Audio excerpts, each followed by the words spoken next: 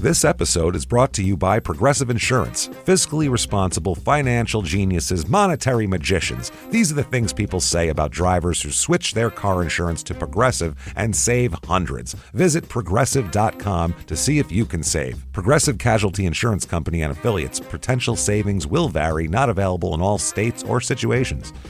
When I need to impress someone with a gift, I go straight to 1-800-Flowers. There's a reason they've spent 50 years as the floral authority. Every stem is hand-selected by a vetted florist, and with same-day delivery nationwide, 100% satisfaction guaranteed. That's why millions go to 1-800-Flowers to celebrate life's most important moments. Order now for up to 40% off. Don't miss out on this limited-time offer. Act now and save up to 40% at 1-800-Flowers.com/podcast. That's 1-800-Flowers.com/podcast.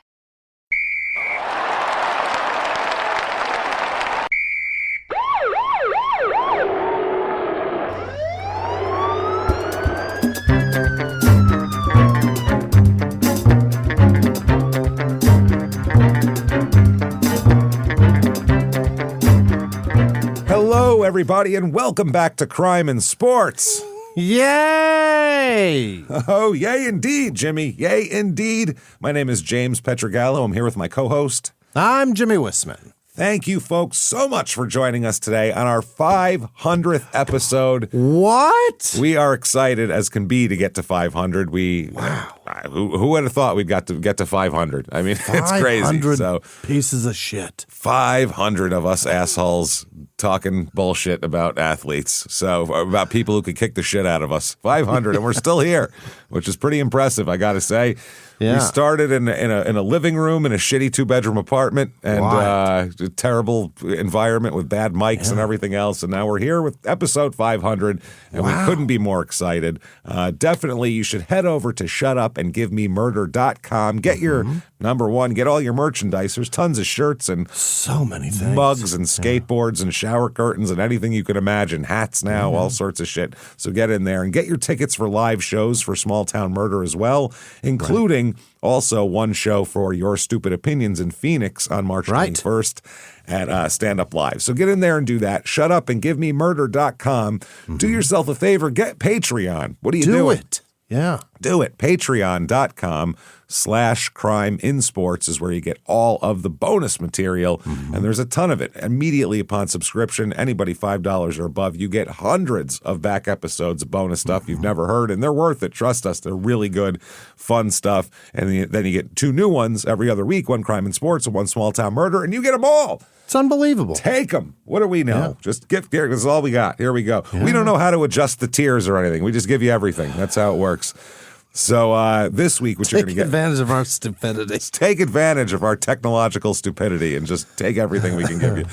This week, what you're going to get here is for Crime and Sports, we're going to talk about Patrick, I believe it's Beauger is his last name. He's a boxer who's also in a motorcycle gang and a murderer. So that's a lot of fun. That's going to be wild. And we have some updates also to get to from some of our athletes. And then for Small Town Murder, this trend of alpine divorces we have to talk about. It's wonderful. Where people decide to end a relationship by just taking someone like out in the middle of nowhere and then leaving.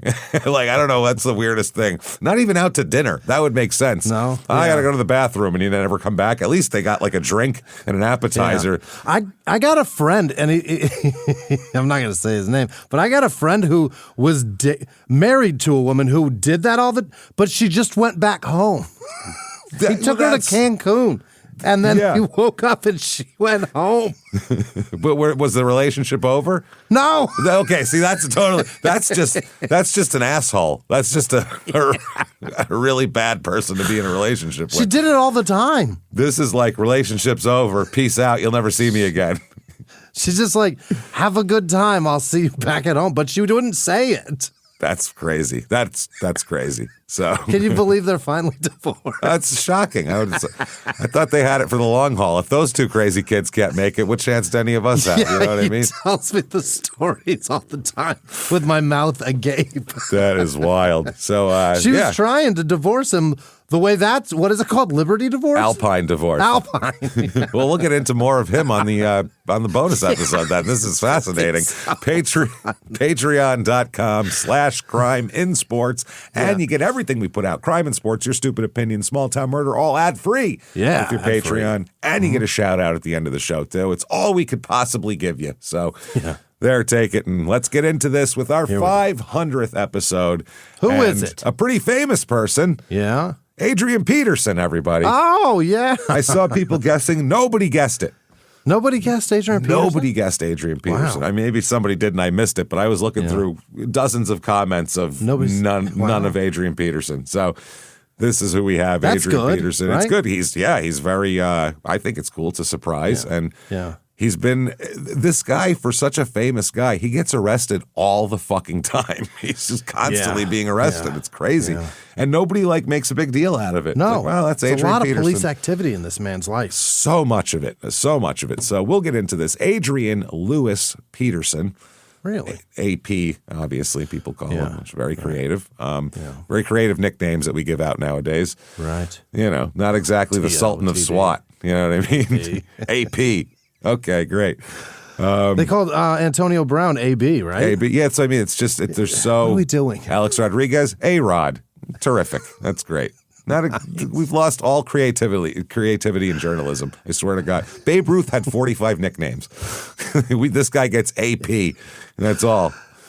One of my friend's son's nickname on his football team is El Diablo because he put a kid in the hospital. Oh, that's great. So See, now that's a good nickname. El Diablo. That's a good name.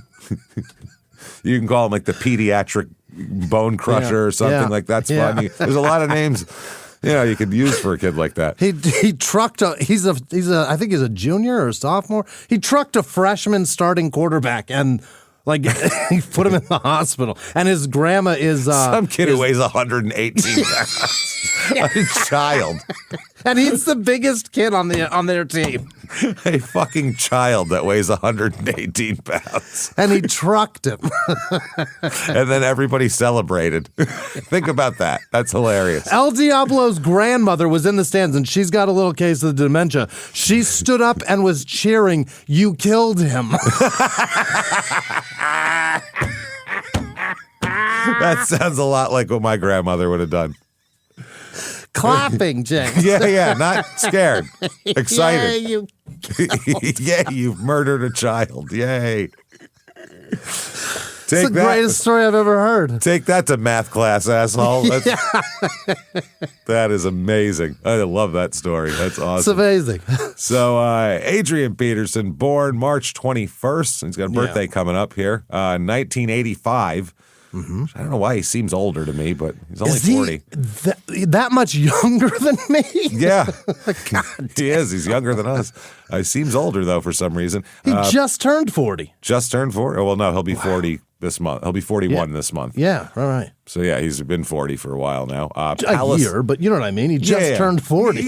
Not the actual should be 50. age, but you're saying as in terms of decades, to round to decades. He's only 40. Yeah, he's born in Palestine, Texas, which I didn't know they had a Palestine in Texas, but why not? What the hell? I'm not getting into that. They have a gun barrel city, so anything's possible down there. Yeah. We got, he's 6'1", 220, big cat, big dude, not a guy you'd want to tackle, really. No. With here. guys, holy fuck. Oh, just a big son of a bitch. And we're talking, he's an NFL MVP, he's Offensive Player of the Year, he's all pro, he's Pro Bowl. This guy is not a marginal player. He's an all-time leading rusher, top 10. Yeah, he's an all-time great. He might be. It's hard to keep him out of the top 10. No. I mean, in yardage, I think he is. I think he is in top 10. I'm just talking about because yardage is not a great measure for how great a running back is. It can be, but it's. I mean, he was playing against the Packers, Bears, and Lions. That's pretty impressive. I'm just saying, it's hard to keep him. He's got almost 15,000 career rushing yards, 14,918, which is wild. He's definitely in the top 10 there. But I mean, it's hard to keep him out of the top 10 running backs discussion. Of all time. Yeah. Of all time. It's difficult. I mean, I'm trying to. I mean, if we're going to put OJ in there, we can certainly put him in there. Oh, I don't care about, criminality aside. I'm talking about skill. And OJ's probably he probably makes the list here. Yeah. If you go through Barry Sanders, fucking Walter Payton, Jim Brown, you got to put those three in the top three. Sure. In any order, really. And then O.J. and Adrian, Emmett Smith are all there. Yeah, you don't like Emmett? It's hard to put Emmett in the top 10. It really is. He was dominant for so long. His team was dominant. He wasn't dominant though. Yeah. If you put him on But the his line, patience, switch him and Barry Sanders. How many yards does Emmett Smith? Oh have? God, Barry has 5 rings. Barry has 5,000 yeah. yards more than anybody else, and Absolutely. Emmett played in the league 4 years before his knee problems fucking made him a backup probably. And I mean, if we're that doing, might be unpopular, but there's nothing about him that's especially skillful or that you can say if he we're does putting this skills, better than anybody. Bo Jackson is certainly there too. Bo. I mean, Bo. Yeah, I mean, you can put He's Bo amazing. in there. You can put Bo in there. I mean, Bo. Thurman Thomas too. Thurman, very versatile, but him, I look at to me, Marshall Faulk is Thurman Thomas. Marshall but better. Faulk, yeah. You know what I mean? Like Absolutely. a guy like that. Or even a guy like Danian Tomlinson. And then what do you do with a guy like Curtis Martin, who just has a lot of... He was great too, but he played for the Jets, so he got fucked. Yeah. He's got a lot of yards, but again, he's a guy that's he was on New England for a long time too. If you put him somewhere else, I don't know. It's to me, hard to pick a top 10, isn't it? Yeah. To me, you can put Barry Sanders, Jim Brown, and Walter Payton on any team with any shit offensive line at any time, and they'd be amazing. It doesn't matter because they all had. Well, Jim Brown had a good team, but Payton played for the shit Bears for years when they were terrible and had no offensive line and no passing game to speak of. Yeah, he was the whole team. So I don't know. Adrian Peterson. He's a top 10 guy, I think, at least hovering in that group as far as, and he was a beast. I mean, he's hard to tackle. Yeah. So his mother is Bonita Brown. His father is Nelson Peterson. So he's not a junior. He's got that going for him. No. That's good. Good for him. He's got an older brother named Brian. He's the nephew of the former NFL running back, Ivory Lee Brown. He played, yes. Ivory Lee played for the Phoenix Cardinals. Oh, no shit. Yes, he did. Yeah, I remember Ivy Lee Brown. I just remember his football card. He only played a couple of years then, huh? Yeah, I can remember his pro set football card for some reason. Yeah. That's the only thing I remember of him, though. I don't remember that name at all. This is his football card, yeah. So that's so he's got running back, blood. Whatever, blood. Yeah, I guess you could call it there. He also was in the World Football League, Ivory Lee, for the San Antonio Riders. Now, Adrian has a shitload of kids, as we'll talk about, too. Yeah. He's got 6 kids. Adrian Peterson had 6 children? Which, seems to me that's... Are they all the same wife? We'll find out here as we go through it. But it can't be, right? It seems like, from what I've heard of him, patience isn't his number one virtue with the children, Adrian. No. Just from what I understand. Yeah. From what I've heard. So that's interesting. Now, his mother was a 3-time Texas All-State sprinter at Westwood High School. So, yeah, not too bad there. He comes from athletic stock. She was a scholarship sprinter and long jumper at the University of Houston as well. All right. So we're talking a real athlete, his mom was. Excellent, which is pretty impressive, honestly, here. Now, his father, though, Nelson, was a McDonald's All-American out of high school before attending Idaho State. He had a tryout with the Philadelphia 76ers. Nice. So, I mean, his dad, borderline pros were looking at him. Yeah. Professional basketball player. No, that's what I mean. That's pretty impressive athletic stock to come from. If you put those two people together, they make Adrian Peterson. Yeah. So his dad, though, Jesus Christ, before his tryout with the 76ers, it's not even like he got the tryout and didn't quite make it. That would have been something. No, he was back home in Houston, and his brother was cleaning a gun and shot Nelson in the thigh. Shot him in the thigh. Before the 76ers got to look at him? Never played basketball again. Oh, my God. I'd be furious. I would be. He'd still have the gun, and I'd be trying to choke him to death as I bled out from my femoral artery. I'd be like, you son of a bitch bastard. I'll kill you. I'll fucking kill you. You better destroyed my life. You better not let me get a hold of that gun, I swear to God. Holy shit. That's horrible. But Nelson Peterson was a standout shooting guard for Idaho State. But good Lord, he got shot. That's crazy. Wow. So apparently, Bonita and Nelson, they definitely believed in beating the shit out of their kids. That is Corporal punishment is in this house. big deal. I mean, and they're in like Texas in the fucking 70s too. So. Near Houston. Yeah, there's a lot going on because Adrian was born in 16, or what was he born in? 70, 84. Jesus Christ, yeah. He's born in 85, sorry. 85, yeah. So that's a little late to be beating the shit out of your kids. I was going to give him an excuse. I was 81, Yeah, no, people knew better because 85, you figure he was 5 by the time he was, because you don't beat an infant, I would hope. No, you beat them when they're not in 1990. I think by the time 1990 came around, we knew. I mean, like, I still got the shit beaten out of me, but that was by a foreigner. So yeah, I give someone from another country a little bit of grace with that. But trash. Yeah, I give like foreigners who grew up under Nazi occupation a little bit of grace.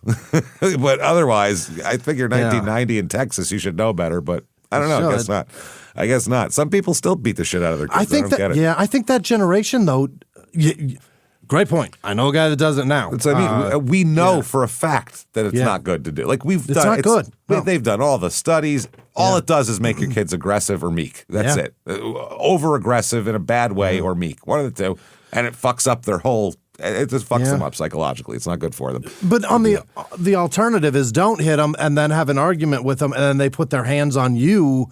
Well, and then you don't hit them. And then generally, and then what do you do? They don't do that unless you've already abused them. I don't know. My daughter put her hand in my chest this weekend, and I was like, oh, "How dare you?" But I've heard you talk to her.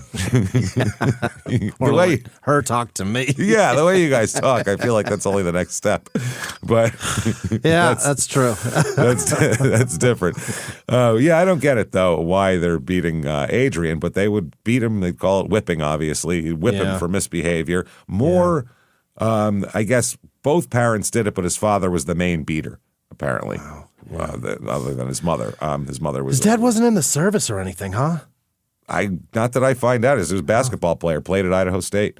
Wow. So this isn't like I come from a long military family and this is how we discipline. No, his dad was a basketball player. That's what I assumed. It's not even a violent sport. You call it for foul. If you're doing anything to your kids, if you're doing anything to your kids that would be considered a flagrant foul on the court, it's probably bad. Yeah, you get ejected for this shit. Yeah. Anything that would catch a whistle is probably you shouldn't do off the court with your kid. His nickname, by the way, because he has AP, but they also call him All Day. That's another nickname for Adrian Peterson. I heard that a lot.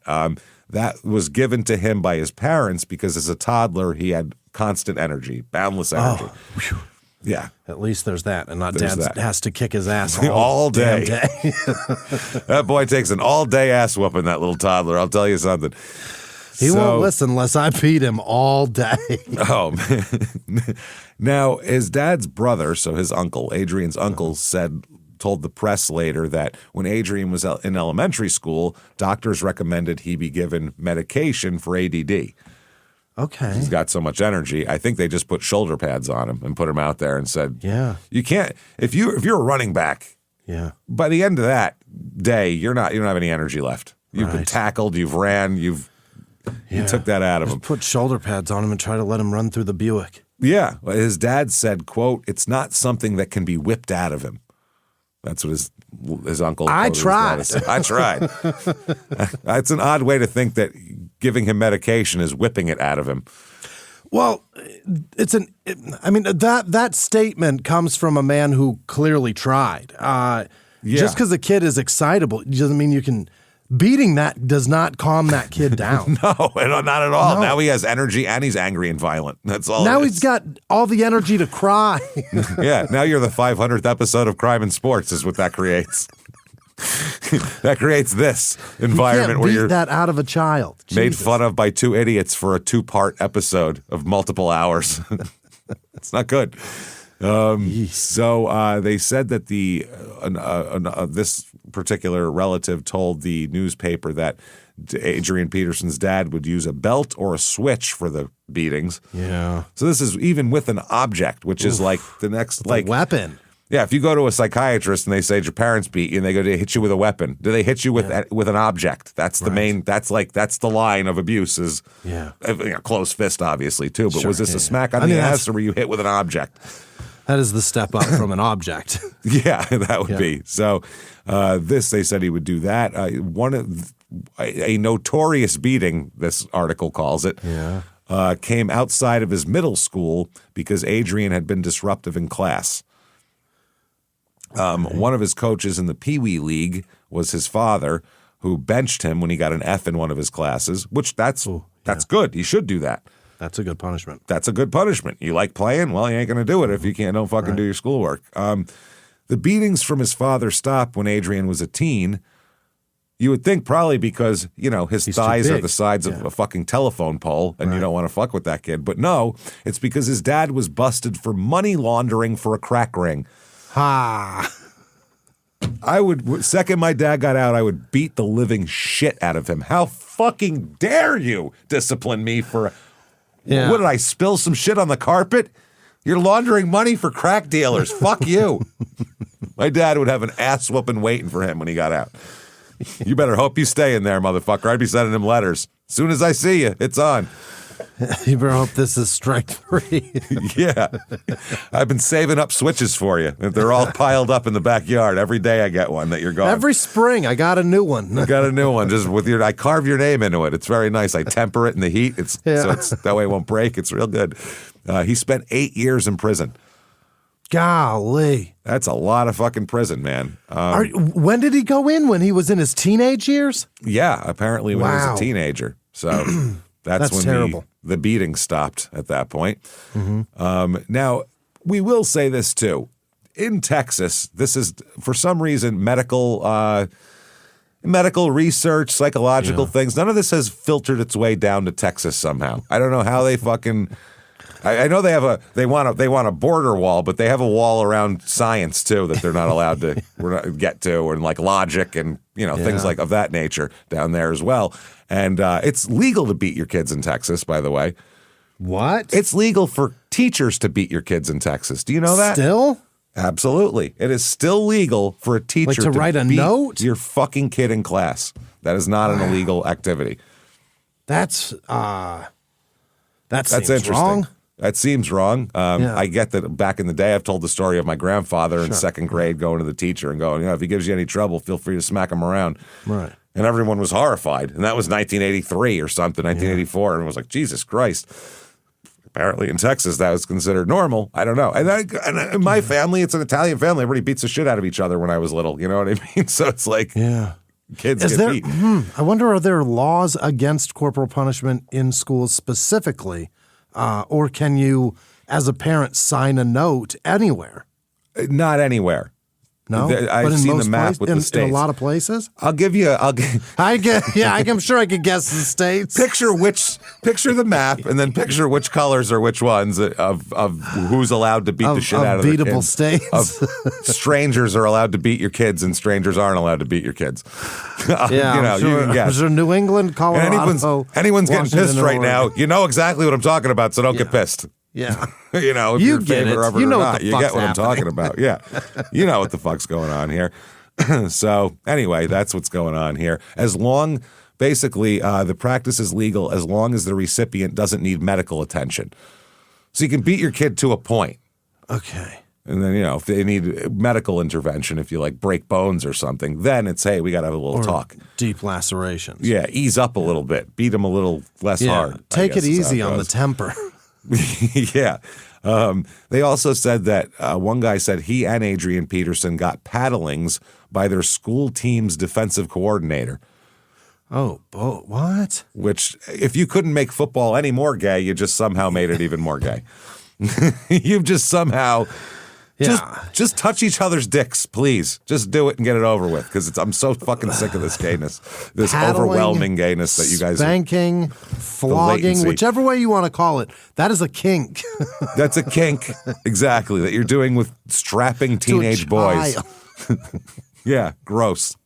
Jesus Christ. Fucking gross. The one guy said, you would bend over and brace yourself. Bend over. We know. Yeah. That's what I'm saying. And however many licks had been assigned to you, bend over and take your licks. There's nothing. Yeah, that's because we're so. Come on, guys. Licks. There's so many it's awful just, words. It's just awful. This guy said you were not able to sit down for a few hours afterwards. Ooh.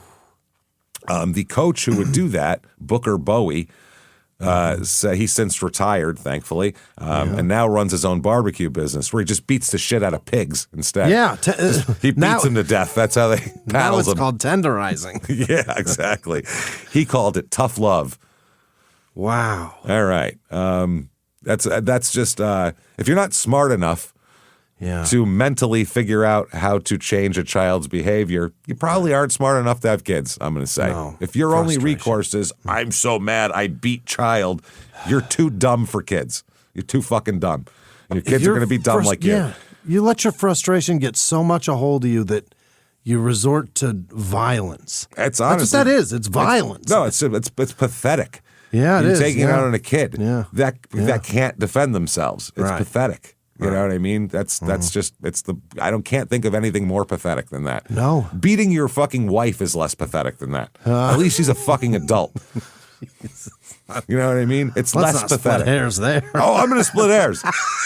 If you gave me somebody that smacks his wife or smacks his kid, and you go, who's a fucking worse person? It's close, but kid beater is worse. At least wife can get in her car and fucking drive away or pick up a goddamn knife and stab the guy if she wants to. There's some recourse possible. She can go seek help. A kid can do nothing for themselves. Yeah. And that's the least funny thing you've ever said that makes me laugh. Because it's true. That's why. You're the fucking son for a kid, and you're beating them. Are you kidding me? That's pathetic and fucking gross. And it's your job to protect that child. Now you're doing. It's like that fucking monkey that keeps getting drug around the fucking cage. That's so sad. It's fucking sad. How do you see that and not have fucking tears well up? It's horrible. If you're a kid, your parents are solid ground, and if they start hitting you now, you turn to quicksand all of a sudden. Now you can't trust anything, and that's why you turn into a person who doesn't trust anybody, and is a fucking asshole, and goes on social media and says dumb shit, and every asshole that you talk to online could be traced back to a lot of them could be traced back to this type of shit. Yeah. So this is who is this here? Okay, this is Adrian. All right. Hey everybody, just going to take a quick break from the show to tell you the secret to buying nicer clothes at a better price with Quince. Quince.com, Quince.com. Oh my God, this is the best. And if you don't know about it, you really need to try it out. A thoughtfully built wardrobe comes down to pieces that mix well and last. That's where Quince shines. Premium fabrics considered denim, and everyday essentials that feel effortless to wear and dependable even as the season changes. That's what you need. Right. You need this stuff that you can keep wearing. Quince has the everyday essentials that you're going to love with quality that lasts. Lightweight cashmere sweaters, short-sleeve Mongolian cashmere polos, linen bottoms and shorts. Jimmy knows all about those linen bottoms.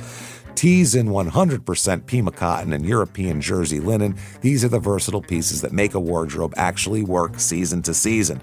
Quince works directly with top factories and cuts out the middleman. That's how you save the money. That's where it all is. It's not in quality at all. Right. It's just that you're not paying for brand markup in fancy retail stores, just the quality clothing that you want to get. The cashmere is 100% Mongolian, the same stuff the luxury brands use. The Pima cotton is long staple, which means it stays soft and doesn't pill.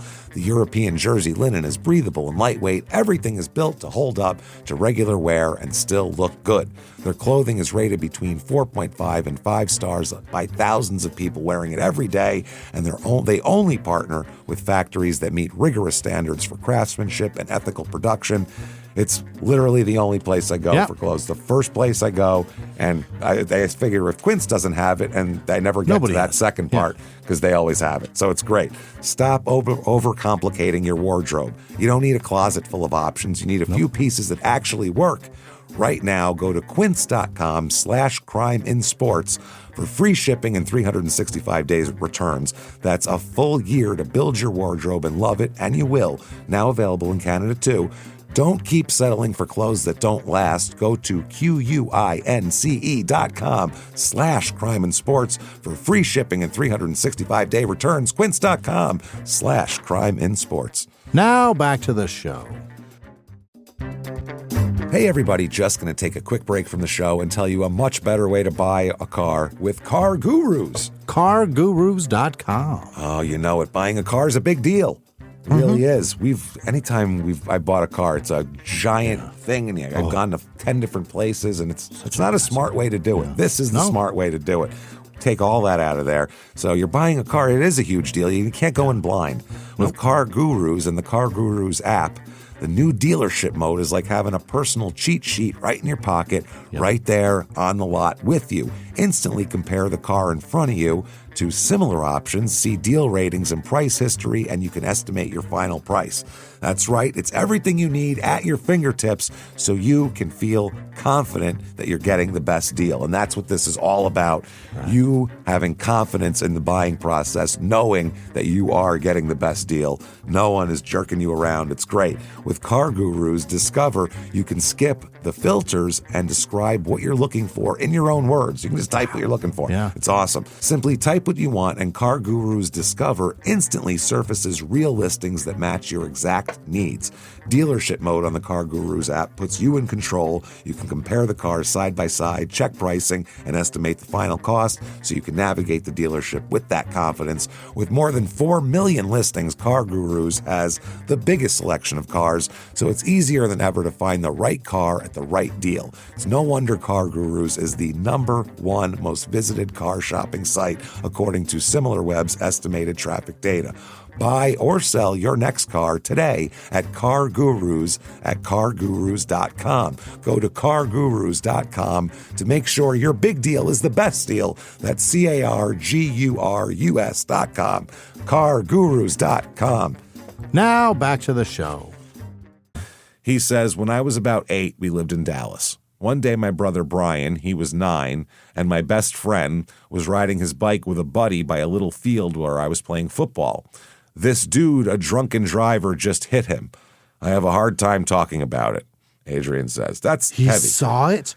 Well, yeah, he's going to describe it, too. He said he kind of flew up in the air a little bit. Ugh. Yeah. I saw the whole thing happen about 5 feet from where we were. It was crazy, man, crazy. I ran to him, got on my knees, and kind of picked up his head and put it in my thigh. I said his name, but he didn't respond at all. He was brain dead. Wow. Jesus. Later, I had a chance to say goodbye. I was there when they took him off life support. That's fucking horrible. That's traumatic. That's some trauma. Well, that'll make you angry. Saw it happen. That's horrific saw for a kid. a dead body. Yeah, that's absolutely fucking horrific, man. So he said, losing him, actually seeing him get killed right there in front of me made me a stronger person. All right. I mean, eventually, I guess, in hindsight. My mom cried every night. Honest to God, she cried for a year. My mom and dad had split by then. Well, he was in prison, so yeah. So I had to sit there, comfort her, and be strong and not show my tears, even though I was hurting as much as she was. So he's saying he was became the man of the house at that point here. He said, I ran down there. I held my hand under him. I was calling his name, but he wasn't responding. So I ran to my aunt's house and told her what happened. And it was 2 days later they pulled him off life support. Yeah. They were only 11 months apart, too, which is really pretty goddamn close for brothers. That's under a year is very, very close. Yeah. Adrian's mother said everything they would do together. Brian was the speedster of the family.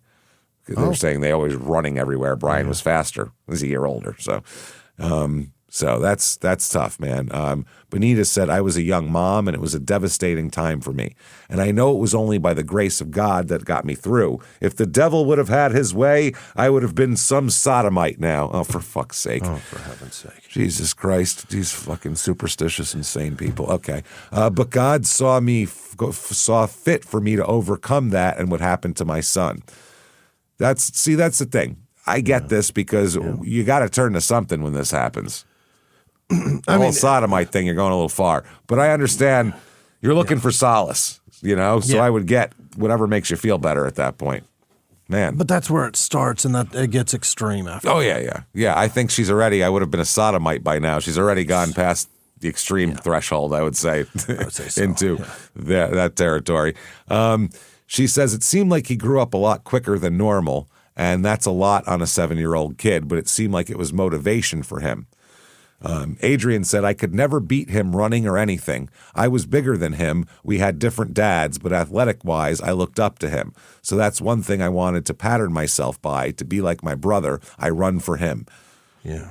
All right. Now, Adrian Peterson's stepfather was going to be a pastor at a Baptist church in East Texas. Holy shit. An East Texas Baptist church. They're very real forgiving and kind in there, too. There's no fire and brimstone and Jesus Christ. When he was growing up, he attended his stepfather's Cedar Branch Missionary Baptist Church in Grapeland.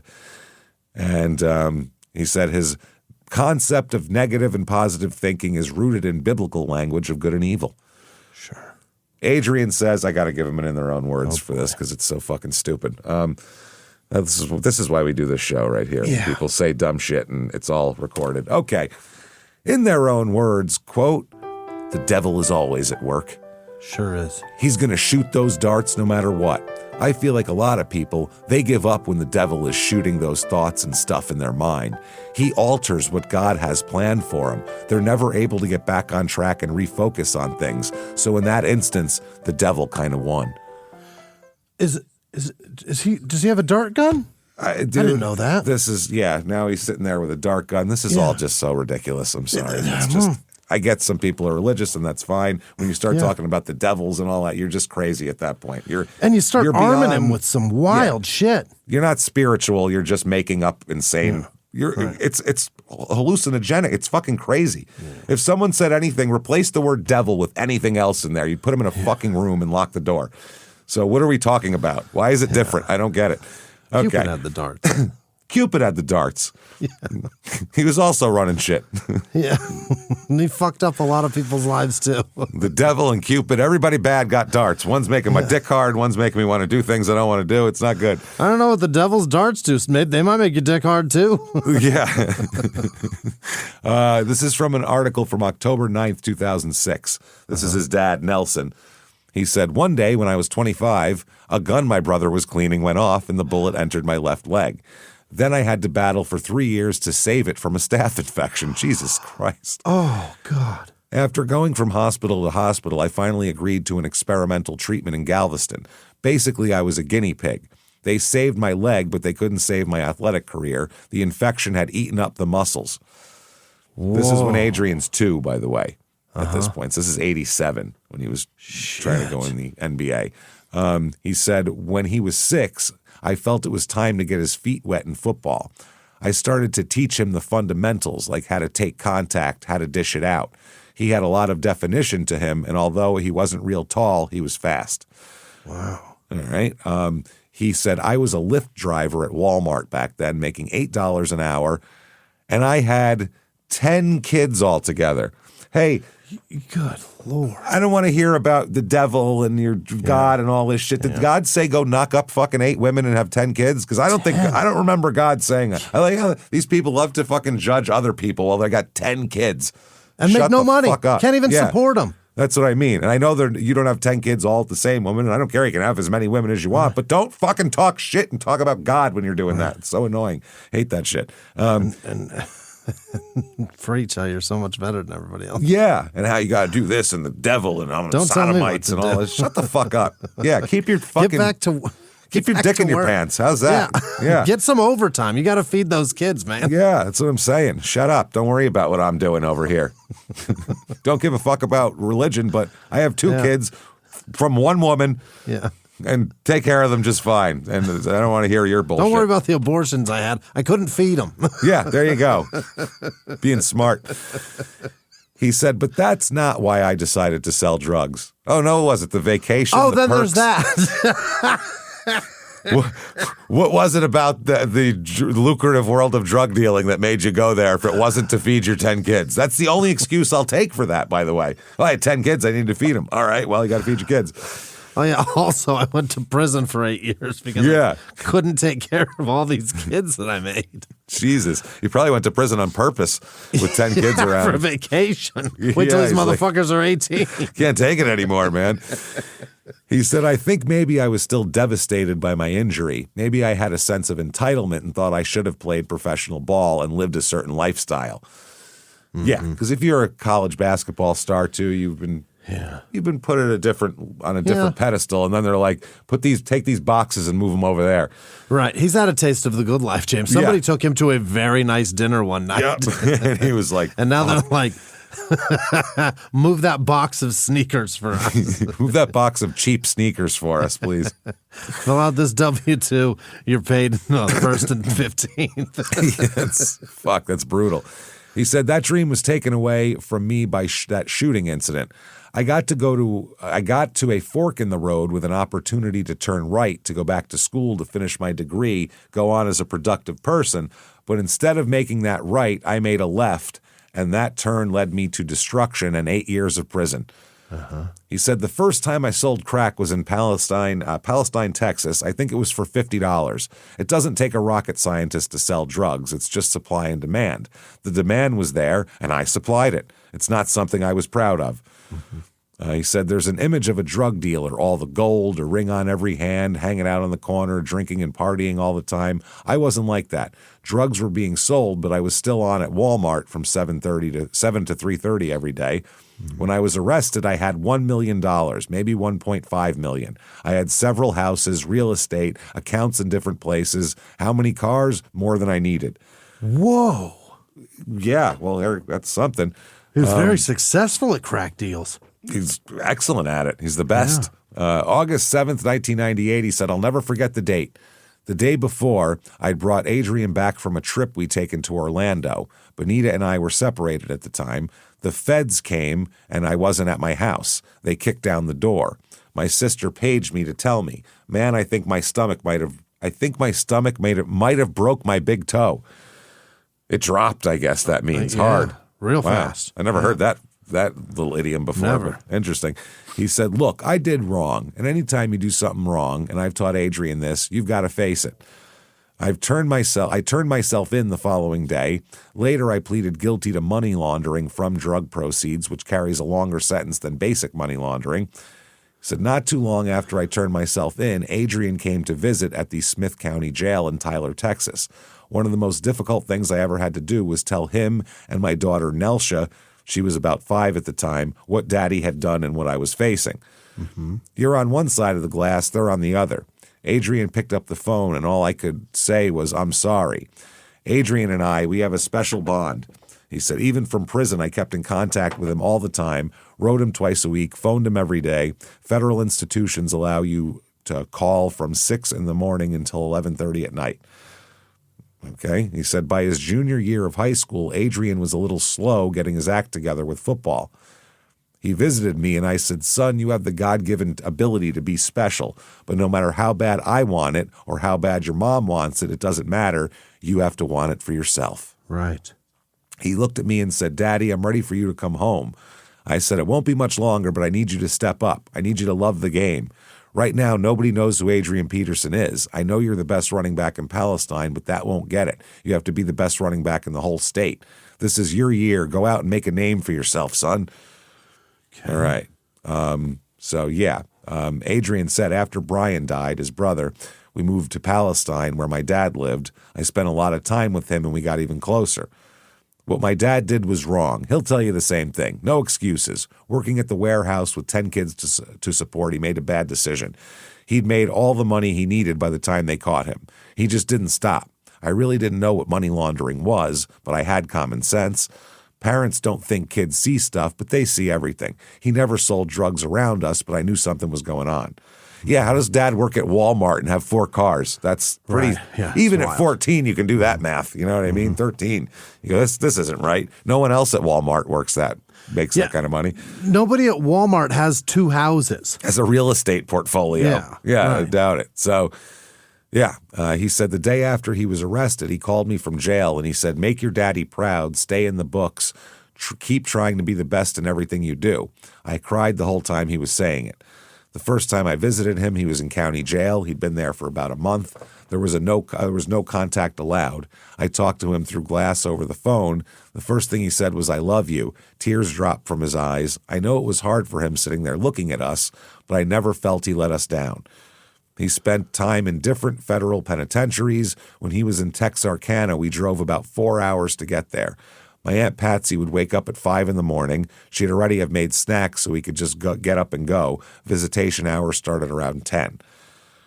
He said, you go to one of those places and it opens your eyes. Metal detectors, no open-toe shoes. Visitors had to wear long pants and couldn't bring in combs.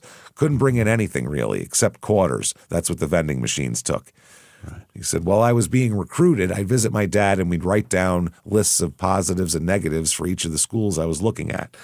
Ended up being a tough decision. People don't realize how close I came to going to USC. Really? Well, think about it at the time. That's about 2008. Reggie Bush, yeah. That was they were on the end of a long, crazy run at that point. I mean, everybody on their team was a first-round draft pick. Huge. Matt Barkley was Matt Leinart at the time was a first-round draft pick. Matt Leinart was starting. Yeah. He was fucking terrible, and he chose an 11th overall or something. Yeah. So that's saying something. He said when it was time to choose, he and I both wrote our picks on a piece of paper and folded them up. Okay, let me see yours, he said, and I showed him. University of Oklahoma. Let me see yours, I said. He handed me his piece of paper. Whatever decision you make, I'll be happy, is what he said. His dad. In University of Oklahoma. I think that's where he went. I thought he went He did. Yes, he did. That's right. Yeah.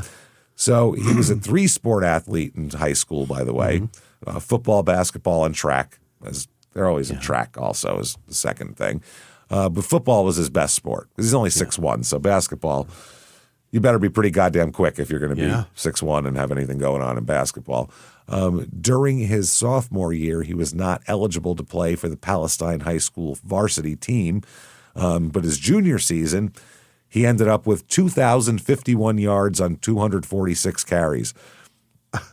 That's 8.3 yards a carry. I was going to say that's about 10 yards a carry. That's almost a first down every single time. Yeah, if you give it to him 3 times, you will assuredly have a first down by any stretch. Oh, you need two every time. If you have 3 times to give it to him before you have to punt, you're definitely getting a first down. You don't even bother doing anything else. And 22 touchdowns.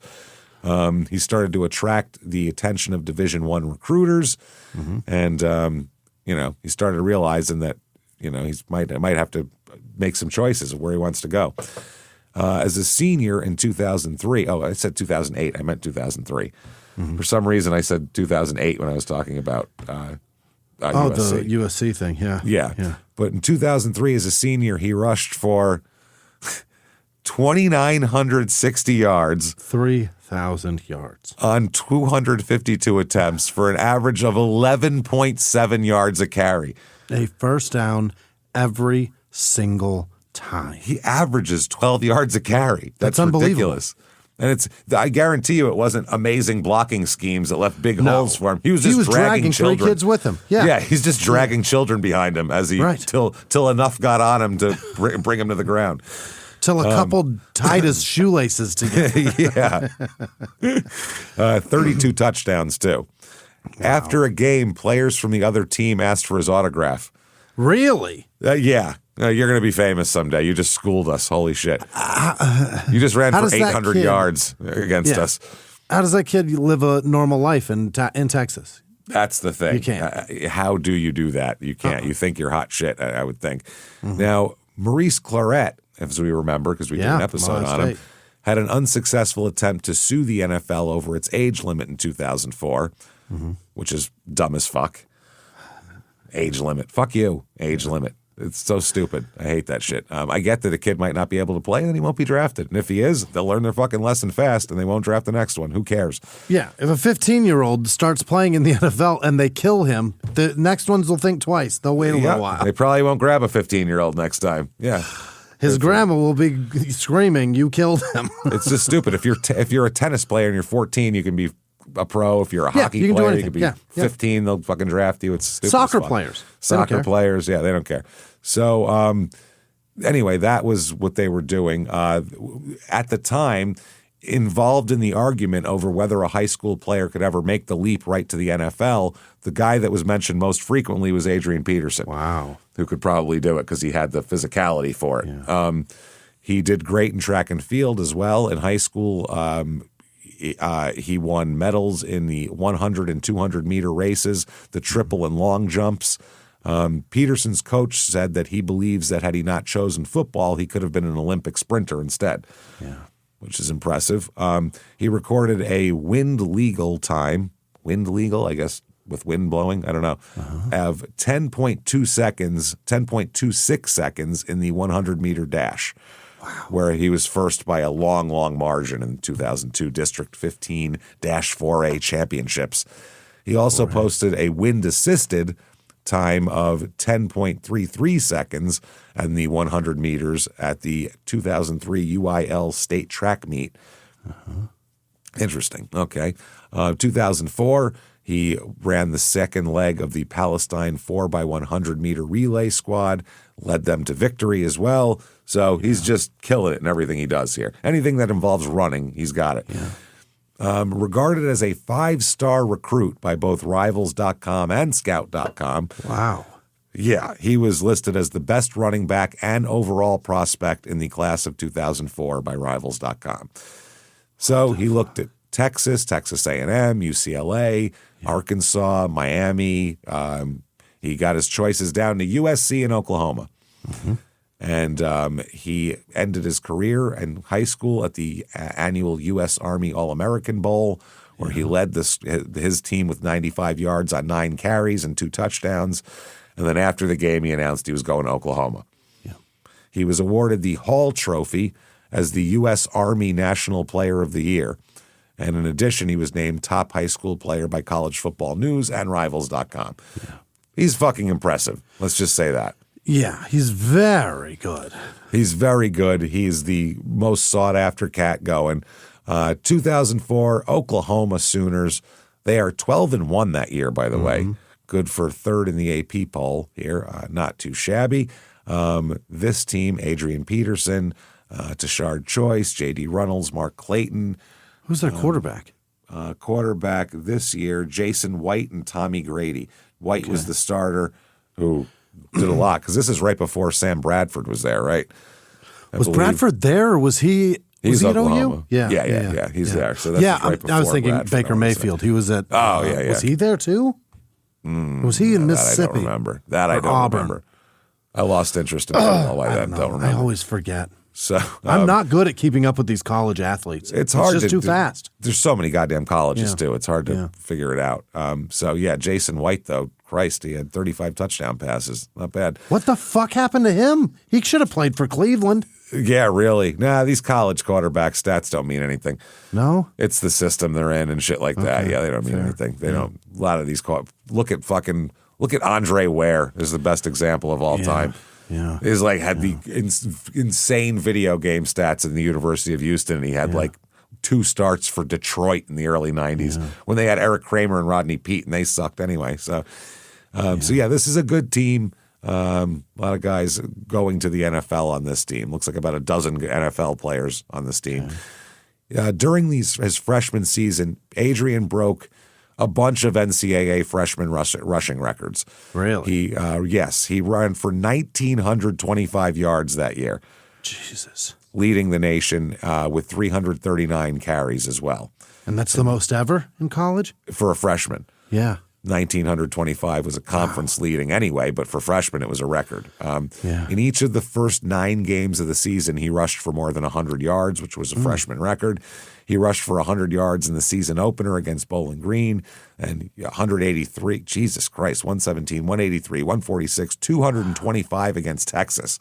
God damn. That's the big rivalry game. Yeah. So he could have been king of Oklahoma at that point. The amount of Boomer Sooner being screamed that day. The amount of terrible accented fucking vagina he got after that. My God. With that piercing, peel the paint off the walls accent they got there. Wow. Against Oklahoma State, he had an 80-yard touchdown run and rushed for 161 yards in the third quarter. Wow. finishing with 249 yards. He had dislocated his shoulder in the first half of a game against Texas A&M, but managed to still run for 101 yards and a touchdown. After it, yeah, which is crazy. Played the second half and everything else. His streak got broken because he saw very little action against Nebraska because of his shoulder injury, but he still had 58 yards. Against Baylor, he ran for 240 yards and 3 touchdowns. It's a lot. Despite his records-breaking season, he finished second in the Heisman voting. He was up for a Heisman as a freshman.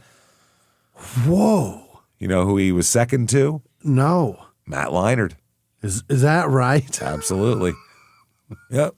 Who had a better career? Unbelievable. Well, who's done less time in the joint, I would say. Yeah, probably. but Matt Leinart probably one. made a pretty good amount of money. Oh, he was a quarterback, and he stuck around as a backup for a little while too, which he made himself some dough, I'm sure. Yeah, I think he stayed in the league for quite some time, too. That's only what he made at USC. And then think about the NFL, too. Right. Oh, my God, where they could pay you above the board there. He was a finalist for the Doak Walker Award and the first Oklahoma freshman recognized as a first-team Associated Press All-American. Mm-hmm. He also contributed to a perfect regular season in the next season, as we'll talk about. It's a pretty big deal here. USC, I guess, we'll talk about 2005 in a minute. Mm-hmm. That's the BCS championship game that we'll talk about there. But Adrian Peterson, he killed it. He did pretty well. The Heisman Trophy finalists, he got 154 first-place votes. Matt Leinart got 267. Wow. So, yeah, not bad. That's about the money he made in the NFL, actually. He didn't make any money. Leinart? Yeah.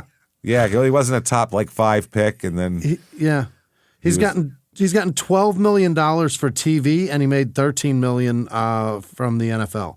Not bad, Jesus Christ.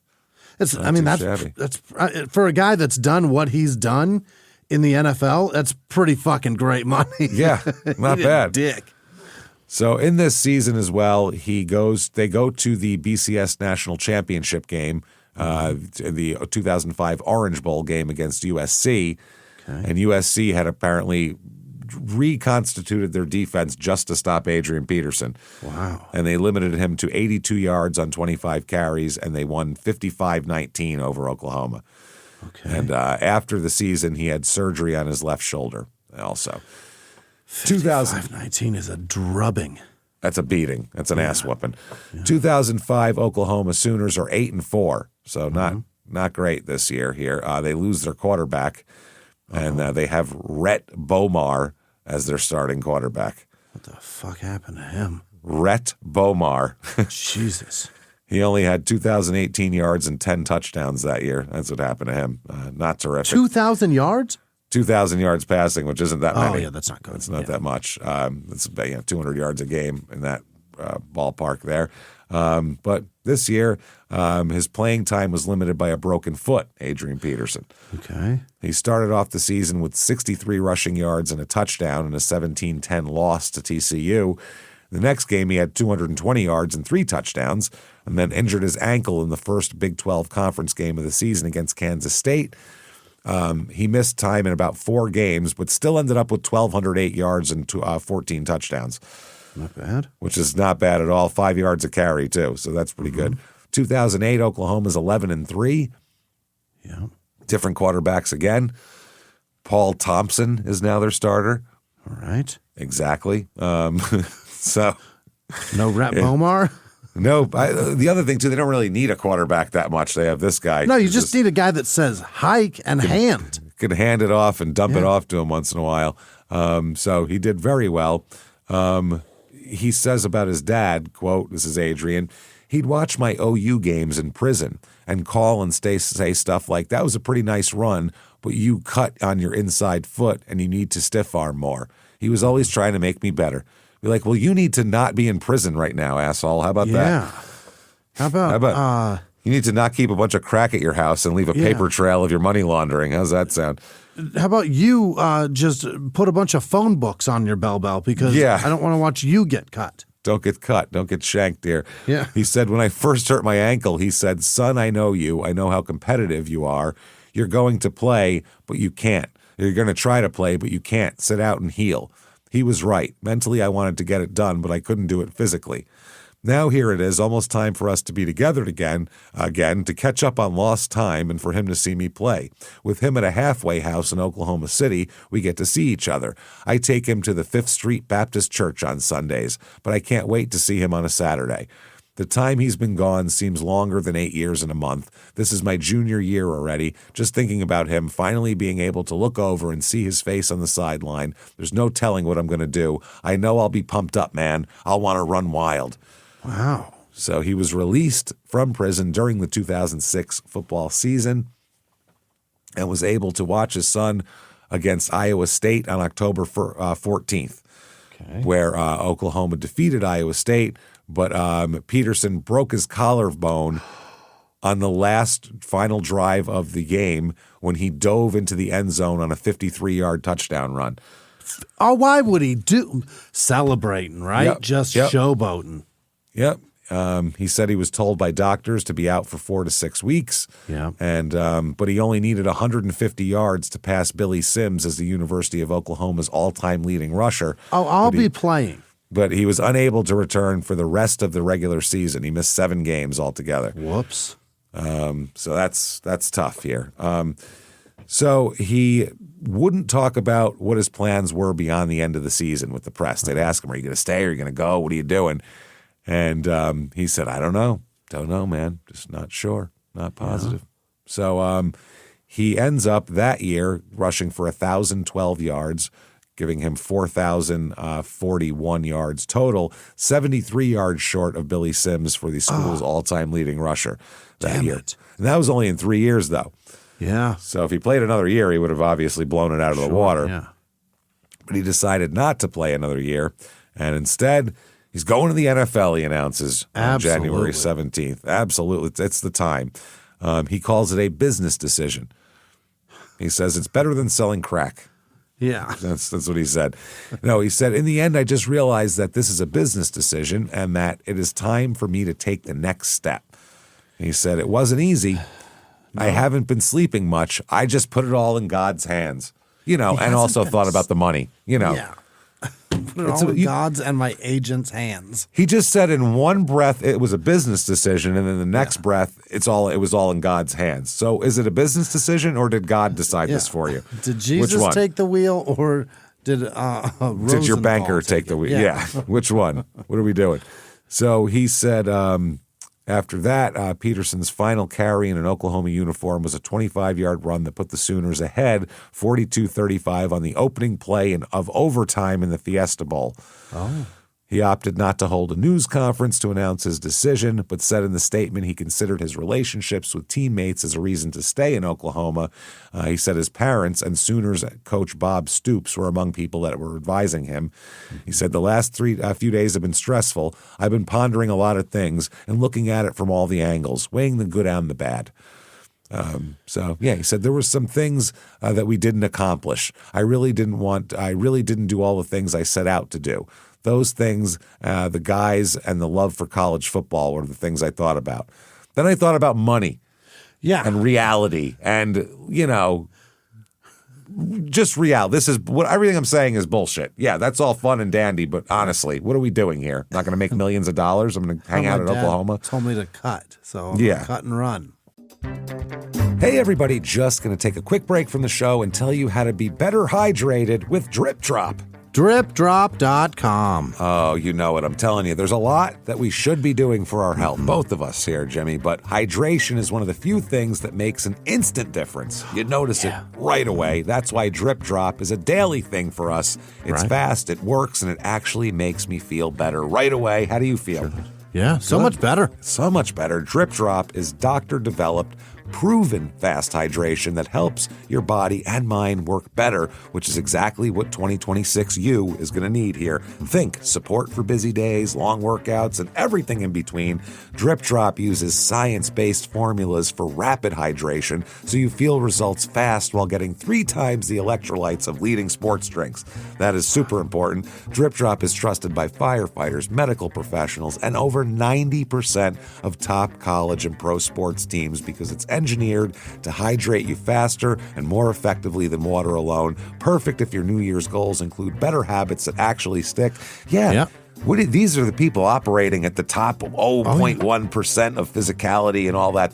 Get the secret. This is what it is. You can get it going. Yeah, you can get it too. It's not a secret. Drip Drop also just dropped Zero Sugar Plus, a breakthrough formula with an advanced blend of 6 key electrolytes, 15 essential vitamins and nutrients, and no sugar or artificial sweeteners. It is the complete package that truly checks off all the boxes and more. And honestly, all their products, they taste amazing. They do. Yeah. There's 16 original flavors and 8 zero sugar plus options that will fit seamlessly into your routine, morning, pre-workout, post-workout, midday slump. They're awesome. I've tried like 6 different flavors. They're all good. Like, honestly, they all taste amazing. You are going to love them. And right now is the time to start loving them. And to make it easy, Drip Drop has flexible subscription options, so you're never stuck without proven fast hydration. Whether you're hitting the gym, juggling work, or just trying to stay consistent with your January reset, right now, Drip Drop is offering our podcast listeners 20% off your first order. That's great. Go to dripdrop.com and use the promo code CRIMEINSPORTS. That's dripdrop.com, promo code CRIMEINSPORTS for 20% off. Stock up now at dripdrop.com and use promo code CRIMEINSPORTS. Now back to the show. Hey everybody, just going to take a quick break from the show to tell you about a better pick-me-up, IQ Bars. IQBars.com. Oh, you know it. This episode is brought to you by IQ Bar, our exclusive snack, hydration, and coffee sponsor. IQ Bar protein bars, IQ Mix hydration mixes, and IQ Joe mushroom coffees are the delicious, low-sugar brain and body fuel you need to win your day. The Ultimate Sampler Pack's a great way to try all IQ Bar products and flavors. You get 9 IQ Bars, 8 IQ Mix sticks, and 4 IQ Joe sticks. All IQ Bar products are clean label certified, entirely free from gluten, dairy, soy, GMOs, and artificial ingredients. IQ Bar's plant protein bars are the smarter snack choice with plenty of plant protein, tons of fiber, no added sugar, and the IQ Mix is a zero sugar mix that hydrates with electrolytes, improves mood, and boosts clarity. You're going to feel great with this. It's wonderful here. stuff. I give it to my daughter before her volleyball practice, and it keeps her alert and such. She loves it. That's awesome, and that's exactly what you should use it. It's so good for anything you're doing before work, a workout, things like that, that mid-afternoon deal. You got it. With over 20,000 5-star reviews and counting, more people than ever are fueling their busy lifestyles with IQ Bars, brain and body boosting bars, hydration mixes, and mushroom coffees. Their Ultimate Sampler Pack includes all 3, and right now, IQ Bar is offering our special podcast listeners, that's you, 20% off all IQ Bar products, including their Ultimate Sampler Pack. That's free shipping. To get your 20% off, text CIS to 64,000. Text CIS to 64,000. That's CIS to 64,000. Message and data rates may apply. See terms for details. Now back to the show. Most people don't realize how much of their personal information is being bought and sold every day. Data brokers are making millions pulling details about you from public records and the internet, then packaging and selling it, usually without your consent. That's how your information lands in the hands of scammers, spammers, even stalkers. It's why you get endless robocalls and why ads seem to follow you everywhere. That's where Aura comes in. Aura actively removes your data from broker sites and keeps it off.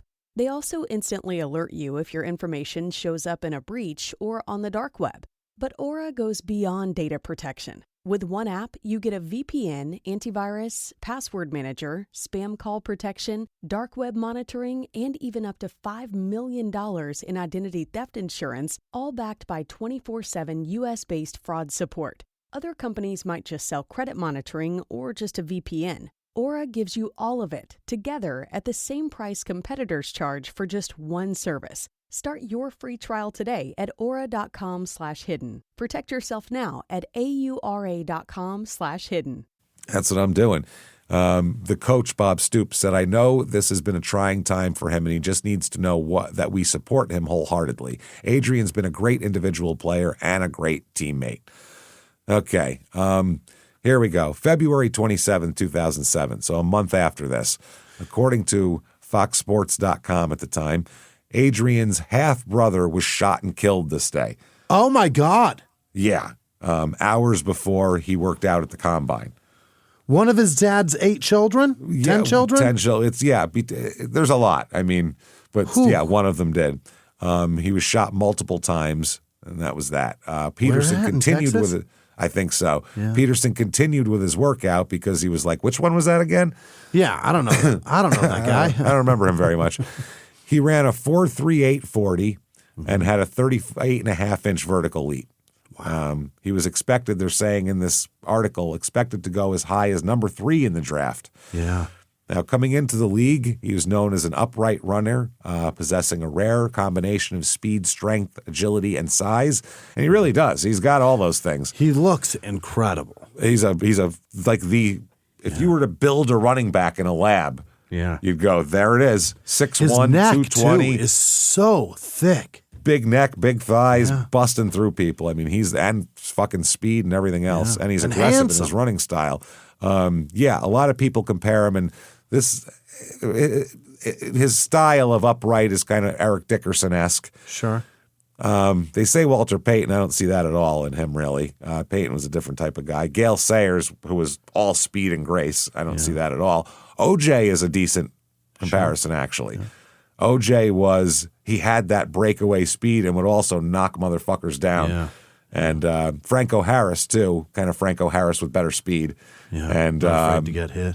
And Jim Brown, which is a pretty nice compliment also. Sure. So, I mean, that's not a bad group to be compared to. He's kind of like OJ, Franco Harris, Walter Payton, and Eric Dickerson mixed into one. Like, oh, all right, well. Oh. Sounds good, I guess. What a terrible combination. Yeah, sounds awful. Anybody else you want to put in there? Yeah. It's also a little like Gandhi and, and Barry Sanders, He's mix it in clearly going to be one of the worst players ever. Yeah.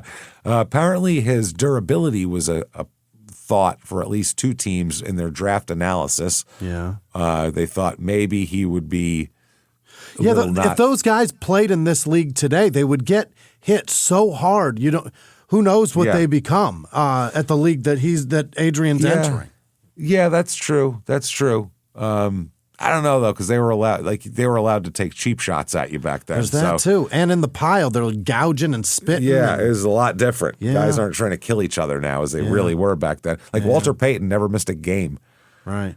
What running back? That's insane. I don't care what area you played in. And he played on turf and that shit fucking concrete turf, not grassy turf like they have now. Right. Concrete with carpet on it. Yeah. Minnesota, Houston. Those Chicago places. was turf for a long time. They were turf back in the day. So it's brutal. It's just not good. So the 2007 NFL Draft. Here we go. Yeah. We are coming off this year. The Giants had beat the Patriots in the Super Bowl. Sure. They will that year, sorry. Anyway, this year the MVP will be Tom Brady, of course. The rushing leader will be LaDainian Tomlinson. Yeah. Let's see. Number 1 overall pick, 2007 NFL Draft, Jimmy. Is it Cleveland? It is not. It's not even Cleveland? Oh, my God. Is it Cleveland the Jets? has the number 3 pick, and they actually made a good pick for once. Oh, really? Cleveland, it must be. Fuck. 2007? God damn. I can't even. Is it Detroit with Megatron? Did they get a first-round draft? No. Detroit, you're close. You're very close. You're almost there. Calvin Johnson is the number 2 pick with Detroit. See? I'm starting to get the era. Yeah, the year. Yeah, right. I'm impressed. It's a QB, but I don't know who it is. Who is it? Jamarcus Russell. Oh, God damn it. Swing and a miss, Oakland. God Top damn. 3 worst number 1 draft picks of all time. There he is. He is horrible. We've done it on Patreon. That fat fuck tackled himself. Yep. His career stats add to 18 touchdowns and 23 interceptions. Number one overall pick. Oh, my God. Number 2, Calvin Johnson. Obviously, insane Hall of Fame career, one of the best receivers who's ever lived. His style of football defined what a receiver is today and whether or not a catch is a catch. Huge, and that too. No shit. Number 3 overall is Cleveland, and they actually, for once, made a good pick. They picked a tackle, Joe Thomas, who's a Hall of Famer now. Okay, great. So that's a good pick. Number 4, Tampa, Gaines Adams. What Defensive is that? end. What is a Gaines Adams? Defensive end who only played 47 NFL games. So a terrible pick. A wasted number 4 overall pick is what that is. Why did they do that? Don't know. Speaking of wasted picks, the Cardinals number 5 overall. Nobody wastes a first-round pick like a Cardinals, by the way. Cleveland. Fucking good God. Arizona looks up to Cleveland in wide-eyed admiration. Yeah. Of their James, number 1 picks. I called you about it because I was so... I don't even know what to say. But the Ring of Honor in that Cardinal Stadium, my daughter played a volleyball tournament. I have never been so embarrassed to be somewhere.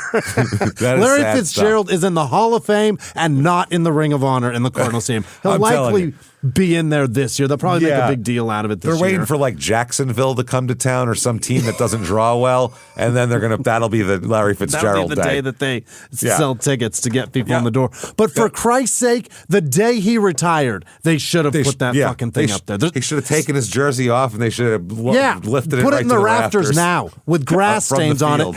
Yeah. Make the Hall of Fame be the people that are the afterthought doing this. Yeah. You know what you're going to do with them. Do it. No shit. It's obvious. It is embarrassing. Carson fucking Palmer. Yep. How Carson dare Palmer. you? It's not even like your guy. He was better on the Bengals. He was better on the Bengals. You're an afterthought of that guy's career. Yep.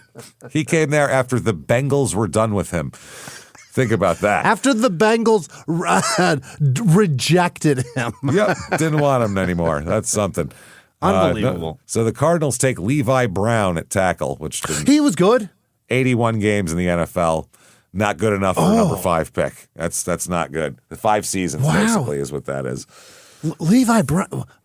I may be thinking of something. It feels like that was maybe there was just a lot of hype around him. Yeah. That's why he was I know huge. the name. He was a giant offensive lineman, but not any good. I remember they tried to make him a left tackle. He wasn't good enough. That's what it is. There was a lot of hype. Tackle. He wasn't good enough. So then by a while, he was a guard after a while. So they drafted number 5 overall as a left tackle. You draft, and they ended up with an interior lineman that wasn't even that good. So Washington defensive back number 6, LaRon Landry. Who played 103 games. Not bad. He went to a bunch of different places. Number 7 overall, Minnesota Vikings select Adrian Peterson. The Cardinals could have had Adrian Peterson. Oh, yeah. They could have had Adrian fucking Peterson, and they went, no.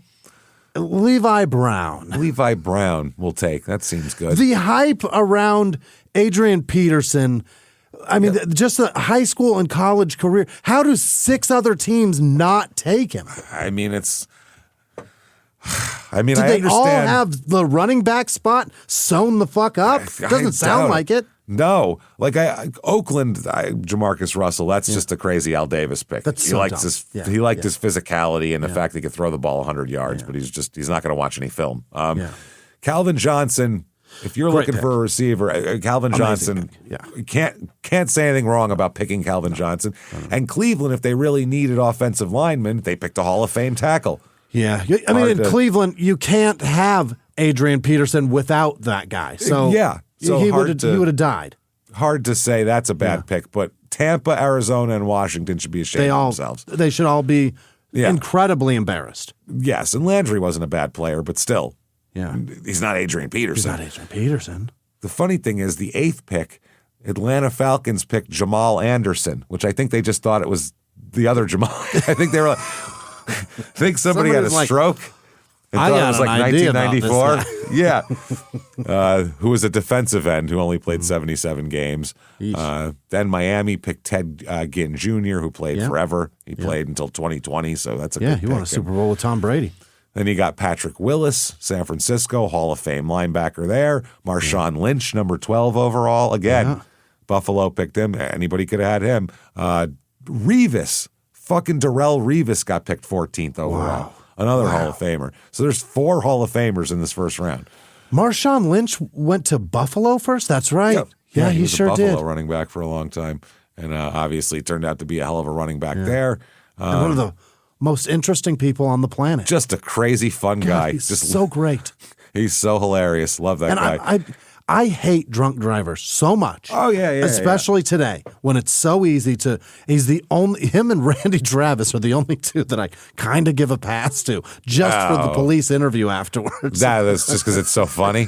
Yeah. Just because it's fucking hilarious. Just is insane the things they said. I'm looking at the rest of this draft. I'm looking for like late round steals here. I'm not seeing a whole bunch of them. I am seeing a lot of people with 0 NFL games played. Oh, Troy Smith, Baltimore, 5th round. He played a long time. They drafted him as a quarterback. Remember him? Ohio State guy. Smith? He's an Ohio State guy. Ohio State. Yeah. I don't know. So Adrian is the first running back selected and the first of 3 Oklahoma Sooners to be drafted in the draft. Wow. Here. At a press conference during the draft, he announced, my collarbone, I would say it's 90% healed. A lot of teams know that, and I don't see it stopping me from being prepared for the season. That's what it was. People were scared he was hurt still. Well, it said 2 of the teams wanted to pick him, but didn't because they were leery of the injury. So that could have been Tampa. That could have been Arizona. It was probably Arizona. They're dumb. They're dumb as fuck. That's what I mean. If there's a chance to fuck up a draft, they'll fuck it up. They'll do it. Yeah. They'll do it. He said he was a player that the franchise could build around. In an interview following the draft, he said, I'm a player who's coming in with the determination to turn the team around. I want to help my team get to the playoffs, win, and run wild. I want to bring people to the stands. I want people to come to the game and see what I can do. Yeah. Things he really wants to run wild. He does. He wants to run wild. Things like that can change the whole attitude of an organization. I want to win. He said, I want to be the best player to ever play this game. We want you to be. I think he's about a top 10 running back, so that's not bad. It's a pretty Nobody on the planet that loves a specific sport wants to not see one of the best ever while they're alive. Yeah, absolutely. It feels so good to know that you got to watch Joe Montana as a kid. You got to watch John Elway Dan Marino as a kid. and John Elway and Barry It's an Sanders, amazing, Lawrence Taylor. And it's crazy. We got to watch them play live. That's we got to crazy. watch Michael Jordan's entire career. Get the whole thing. Entire fucking career. From Start to day finish. one. Day it's one. Unbelievable. We got to go. Those shoes are ugly, and then they were hugely. We got to do that. Like, that's pretty fucking cool. That's cool. And kids now, they get to see whoever the fuck they want to see. That's impressive. It's just we got to see some of the most amazing players. We got to see LeBron James' entire careure. Somehow it's not over yet. Still going somehow. I can't believe it. It should be. It's over. It's not. I believe you. I mean, I assure you, it's over. He doesn't know it's over yet. Yeah, that's the problem. Somebody needs to tell him. He's the only one on earth who doesn't realize it's over yet. That's the problem. What he did too, playing this long and playing this well for this long is incredible. But everybody has a physical, okay, you can't do it like that anymore. You just can't. Your body is. I don't care how much money you spend on training and things, and going to Europe to be put in weird chambers and shit. It doesn't matter. Put hair up on top. Yeah, you can give yourself a new hairline. Enjoy Turkey, but look, bud, still start going there. Get the bath. Yeah. Stay there during the season. You don't even have to come back anymore. You have so much money. Relax. Calm down. Stay there. But that's what it is about these like once in a lifetime players that you get to watch and you get to see their whole career. He thinks he wants to be the best ever, but my God, the audience wants you so bad to be the best ever. Yeah, they want to see it. It's amazing. So he signs his contract. It's a 5-year deal. Not bad. Worth $40.5 million. Was that the highest paid running back in the league? I don't know. Probably not. No, not as a rookie. There's got to be somebody with $17 million guaranteed. Pretty good contract. That's a great contract. Yeah. That's why you don't see running backs get drafted as high as often anymore because they don't want to pay running backs anymore. They've decided they're disposable. You throw them out after 2 years. 2007 Minnesota Vikings 8-8. Yeah.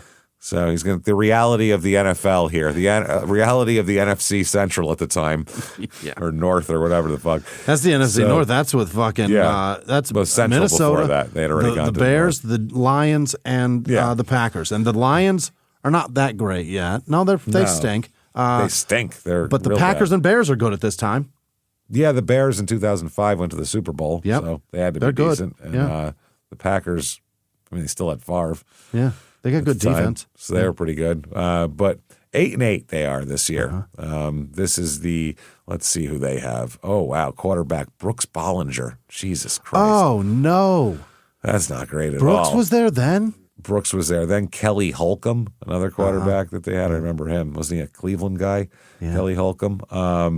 And then was Culpepper gone already? Yeah. Yeah, I guess he was. He didn't get to play with Culpepper. No, probably not. Jesus, those two would have been huge together. Two gigantic guys in the backfield. Oh, and Tavares Jackson. Oh, that's Tavares Jackson. Yeah. That's it. So that's a bad three quarterbacks you Not have good. there. It's impressive to go 8-8 at that point. Oh, and he's going to get worse quarterbacks coming in. Oh, it's not going to be good for a while. He announced that he wanted to be the NFL Offensive Rookie of the Year. He rushed for over 1,300 yards that year. Only took him 11 weeks into the season. What? Just 11 weeks into the season, he was on his way to Dickerson's record as a rookie runner and considered one of the elite running backs in the NFL. And he was immediately one of the top guys in the league. Nobody looked at him like a 1,300. rookie. Getting over 1,000 yards rushing in your rookie season is Great. nuts. That's it's disgusting. fantastic. Yeah. Usually you're like a special teamer on. You're not usually the 20 carry a game back in your rookie year. He won the NFL Offensive Rookie of the Month awards for September and October, which is pretty huge. In October, a game against the Bears, big rivalry game, he had 3 touchdowns and a franchise record 224 yards rushing. Ooh-wee. Which is pretty impressive. He also established additional team records for a rookie during the game, included the most 100-yard games rushing and the longest touchdown run from scrimmage. Yeah. He set an NFL record with 361 all-purpose yards in a single game. Okay. He had 607 rushing yards through the first 5 games of the season, which is second in history only to Eric Dickerson. Wow. And not bad at all. Deion Sanders, who was an analyst, said he has the vision of Marshall Faulk, the power of Earl Campbell, and the speed of Earl fucking Campbell, who's known for just bowling people over with his jersey hanging off and shit, and the speed of Eric Dickerson. That's a pretty goddamn good mix there. Solid player. Yeah, he said, let's pray he has the endurance of an Emmitt Smith. The embarrassing part is to have all of that and go 8-8. Go 8-8. No quarterbacks. He also was compared to Walter Payton and Tony Dorsett, which is the worst comparison I've ever heard in my life.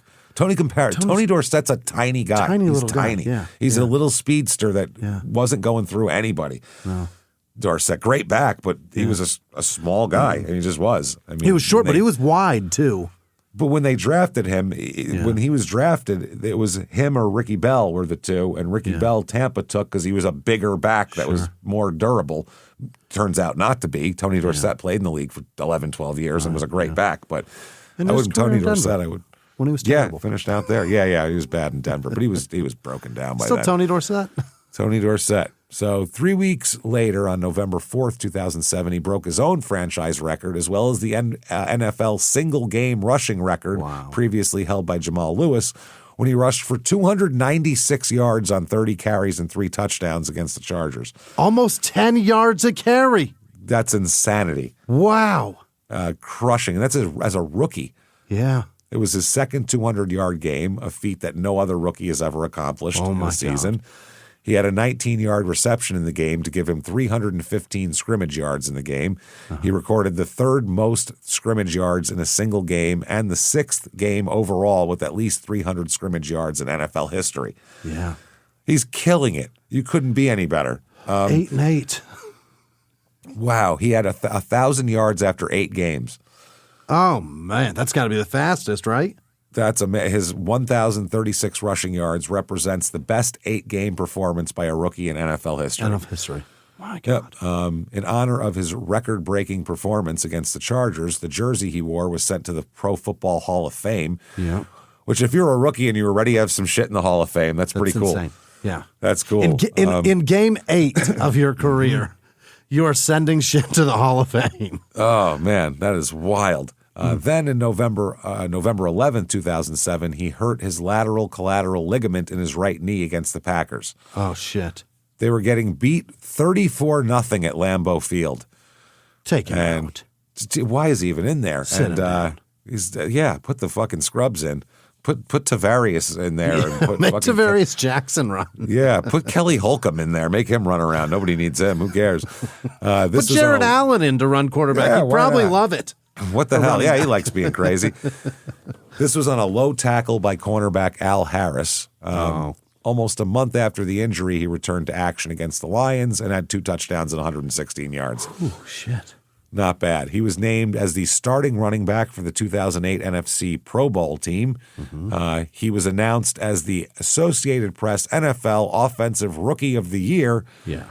And named to the Pro Football Writers Association All-Rookie Team for 2007. Yeah, as good of a rookie season as you could have. And if you are drafted that year, thoughts and prayers to Megatron, because that's crazy to have to be up against. Yeah. Luckily, he was very good too. Yeah, but what if you're the Cardinals who passed over this guy and you're like, our pick can't play tackle? What are you supposed to do then?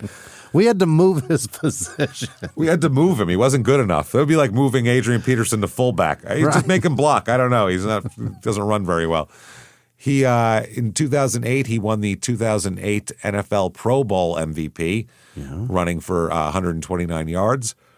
Okay. Not bad. It was the second most in Pro Bowl history, the first rookie since Marshall Faulk to win the Pro Bowl MVP award, too. So that's pretty impressive. Faulk and Peterson are the only 2 players in NFL history to win the NFL Pro Bowl MVP and the Rookie of the Year in the same year. God damn. Adrian finished second place in the league in rushing yards that year with 1,341, second to only LaDainian Tomlinson, who was pretty well established by then. Yeah. Not too shabby. He also returned 16 kickoffs for 412 yards and caught 19 passes for 268, giving him 2,021 all-purpose yards, 6th in the NFL. Solid season. A beast. He's averaged 5.6 yards a carry in his rookie year. It's absurd. That is absurd. 95.8 yards a game. Fucking awesome. Yeah. 2008 Vikings 10-6, baby. There you go. Going to the playoffs to lose to the Eagles, 26-14. But that's okay. Brad Childress is the coach here. Did they get a better quarterback? Oh, they got Gus Frerotte now. Gus Frerotte was still playing? What? Are you kidding me? In 2000 when? 8. He's born in Gus Frerotte was 38 years old at this point. How did they bring him in? Gus Frerotte. He played for Denver in 1999. He played for Washington in like 95. What are we talking about? This is insane. Holy shit. Gus Frerotte, Tavares Jackson, obviously. Got to have him in there because I think they drafted him. And then they got to have a third quarterback. There's no way they went in with Frerotte and Tavares Jackson as their 2 fucking quarterbacks. Didn't they bring in Brett Favre in 2008 or something like that? I thought that was later. I thought that because that was the next. I thought that was 2011. It was the next time the Giants won the Super Bowl because the Giants beat them with Favre as the quarterback. I believe, if I'm not mistaken. I could be wrong though about that. I don't know when he came in. I can't find another quarterback. Just Frerotte and Tavares Jackson. I don't know. That might be it. Wow, I know they drafted 2 QBs. Tavarius and had really high hopes for him, and he could not do a goddamn thing. And they may have brought in Frerotte and just had him fucking fix it. I guess, but I mean, you can't depend on a 38-year-old guy to make it through the season. So you would think you'd have a guy just in case Frerotte turned to dust while he was standing out there. I'm shocked they went 10-6 with those 2 guys. No shit. Jesus Christ. Well, he said he wanted to be this year. Adrian said, I want to get 2,000 yards and I want to win the MVP. Okay. I'm doing it. Questions remained as to his durability and the ability of the Vikings offense to take the focus of opposing defenses off Peterson.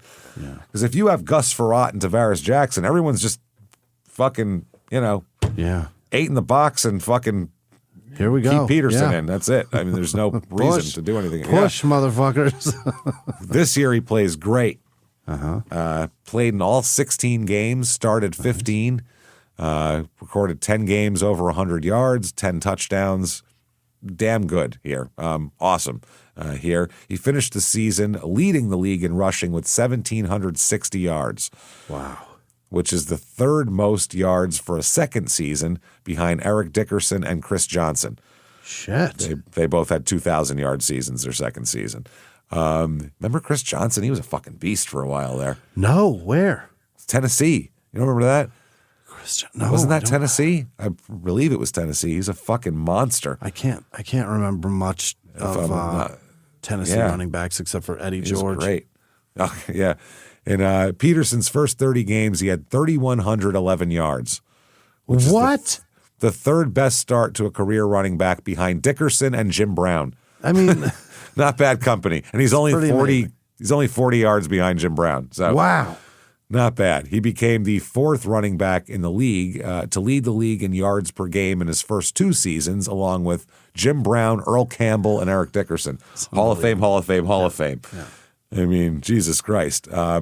He was recognized as the recipient of the Burt Bell Award that year. And in 2009, wasn't that the old owner of the Eagles back in the 60s, 50s, I think, I want to say? He was named to his second AP Pro Bowl team in 2 years. And the Vikings made the playoffs, but lost. So not bad. 1,760 yards, 110 yards a game he's averaging. Right. 4.8 a carry. It's pretty fucking amazing. Pretty goddamn fucking good. 2009 Vikings, 12-4. Again, yeah, they're moving it up. Elite. Not bad. They beat the shit out of the Cowboys in the playoffs, which really everyone has done for the last 30 years, so that's not saying much. But it's fun. It's fun, though. It is fun to do. 34-3. Jesus. Thumped them.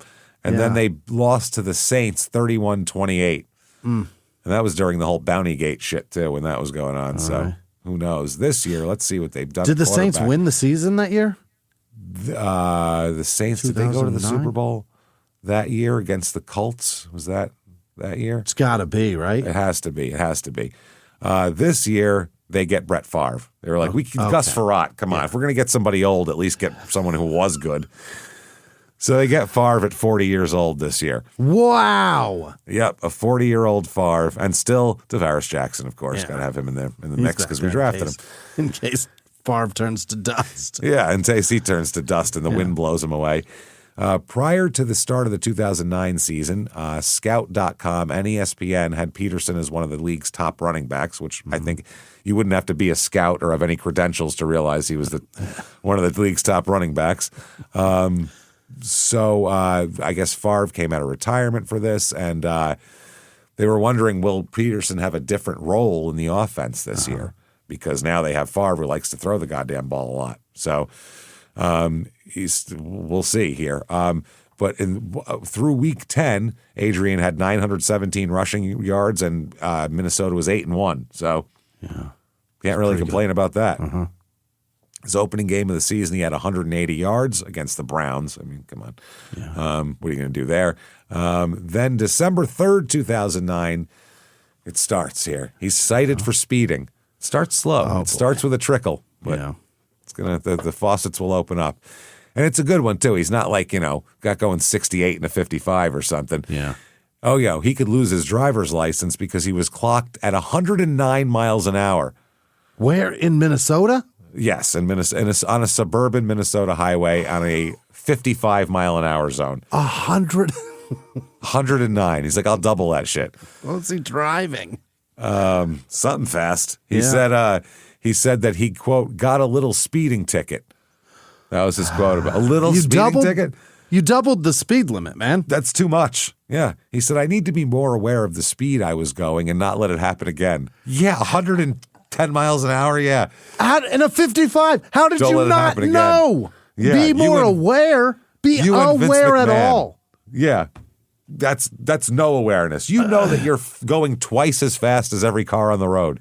You have to know that. Your speedometer had 3 numbers on the dash, man. What are you talking about? That is wild. It's a Highway 62, 55 mile an hour. I know it was 8:30 p.m. I know it was a BMW, but I don't know the exact model here. It's a normally busy stretch of road known as the Crosstown that connects Minneapolis with the southern and west suburbs of Edina and or Edina. Which one is it? Yeah, either one. Edna. She said that he was given a citation and allowed to drive away after a routine traffic stop. That is insane. Really? He told the AP he wasn't going 109. He goes, I wasn't going that fast. He said, but I know it was a speeding ticket, and that's what it got issued for. Okay. Interesting. He said he was headed to the downtown hotel where the team stays at night before home games. He said he wasn't late at that point. He said after I got pulled over, then I was late. Yeah. He was speeding to make it to the team hotel on time to get there before curfew, and then he was late. Was he getting? You know what I mean? Was he getting pussy? Was he out fucking somebody? Oh, I'm sure. He's Probably, like, I gotta go now. Yeah. 100. Yeah. He's like, a couple more pumps. I'll drive faster. I gotta finish. I gotta finish. In 2005, Minnesota lawmakers had approved tougher sanctions for drivers caught at excessive speeds.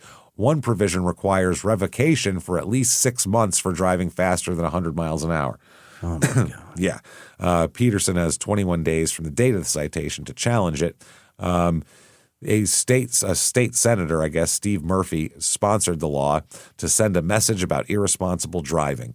He said, Mr. Peterson's going to be walking for a little while. That's an automatic suspension for anything over 100 miles an hour. Just because he can go 100 miles an hour on the football field doesn't mean he needs to go 100 miles an hour on our roads. Okay. Said maybe Adrian's miscue will save the life of someone else, and that's the good that can come out of this. Okay, don't be so pricky about it, too. Yeah. He's going to walk a while. No, he's not. He'll get a driver. He's got plenty of money. He'll do just fine. The team will fucking Tavares Jackson will carry him there on his back if he has to. You kidding me? I guess they said that this type of speeding can be a misdemeanor reckless driving also, and they said it's a judgment call. Okay. So the cop kind of... He didn't like his attitude or his answers. No, he did. He let him drive away. He could have arrested him. Oh, I thought you... Okay. Yeah, he could have arrested him, but he didn't. This one cop said, anytime you speed at all, it's dangerous. But to that extreme, it's just absolutely ridiculous. Coach Brad Childress said, I don't know. I'd stay out of the police industry if that in fact is true. You got to take care of yourself. You can't put yourself in harm's way. And, they talk about, he was late to the hotel, and he said he was there shortly thereafter, and as we do with everything, that's in-house stuff. In other words, I don't care. Yeah. Is what he said. Let them do whatever they want. It doesn't matter to me. So, anyway, he had a great game against New Orleans, who did win the Super Bowl that year. He rushed for 122 yards and 3 touchdowns in the loss. Wow. Gets voted to his 3rd consecutive Pro Bowl, starting running back for that team. And he's a first-team All-Pro for the 2nd consecutive season.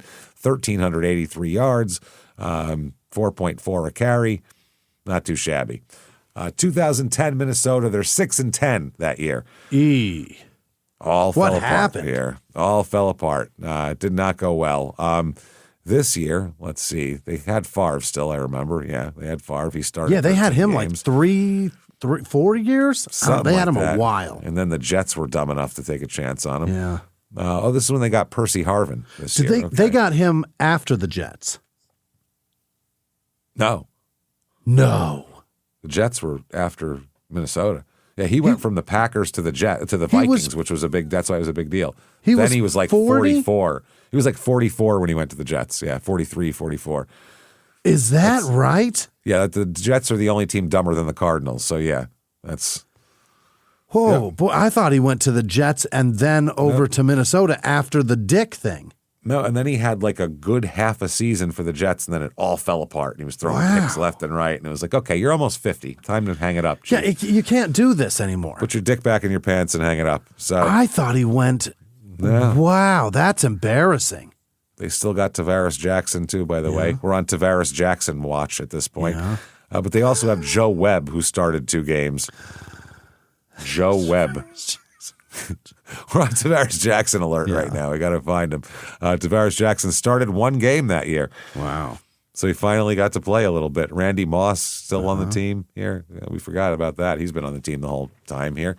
The first 3 weeks of the season, he had 392 yards and 3 touchdowns, Adrian. He's doing great. That's a damn good team to go 6-10. You've got Randy Moss, you've got the Williams boys, you've got Jared Allen, you've just got no fucking arm. Moss only played in 4 games. This is the end of his shit too, right? Well, this is before he goes to New England. End of his shit there before he went to New England, right? Yeah, so he only played 4 games. The Raiders too. I think he was hurt. Like I said, Favre was hurt for a couple of games. it kind of shit started to fall apart here.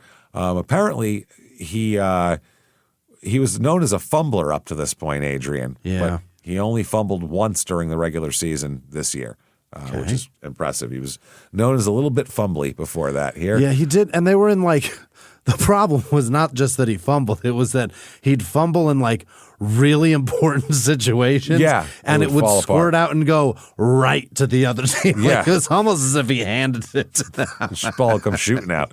Yeah. After the season, he was voted as the third-ranked player and top overall running back by his fellow players on the NFL Network's list of the top 100 players of 2011. Wow. So voted by the other guys in the league, that's pretty fucking impressive. Certainly. 1,298 yards. What is this? 85.6 a game, 4.6 per carry.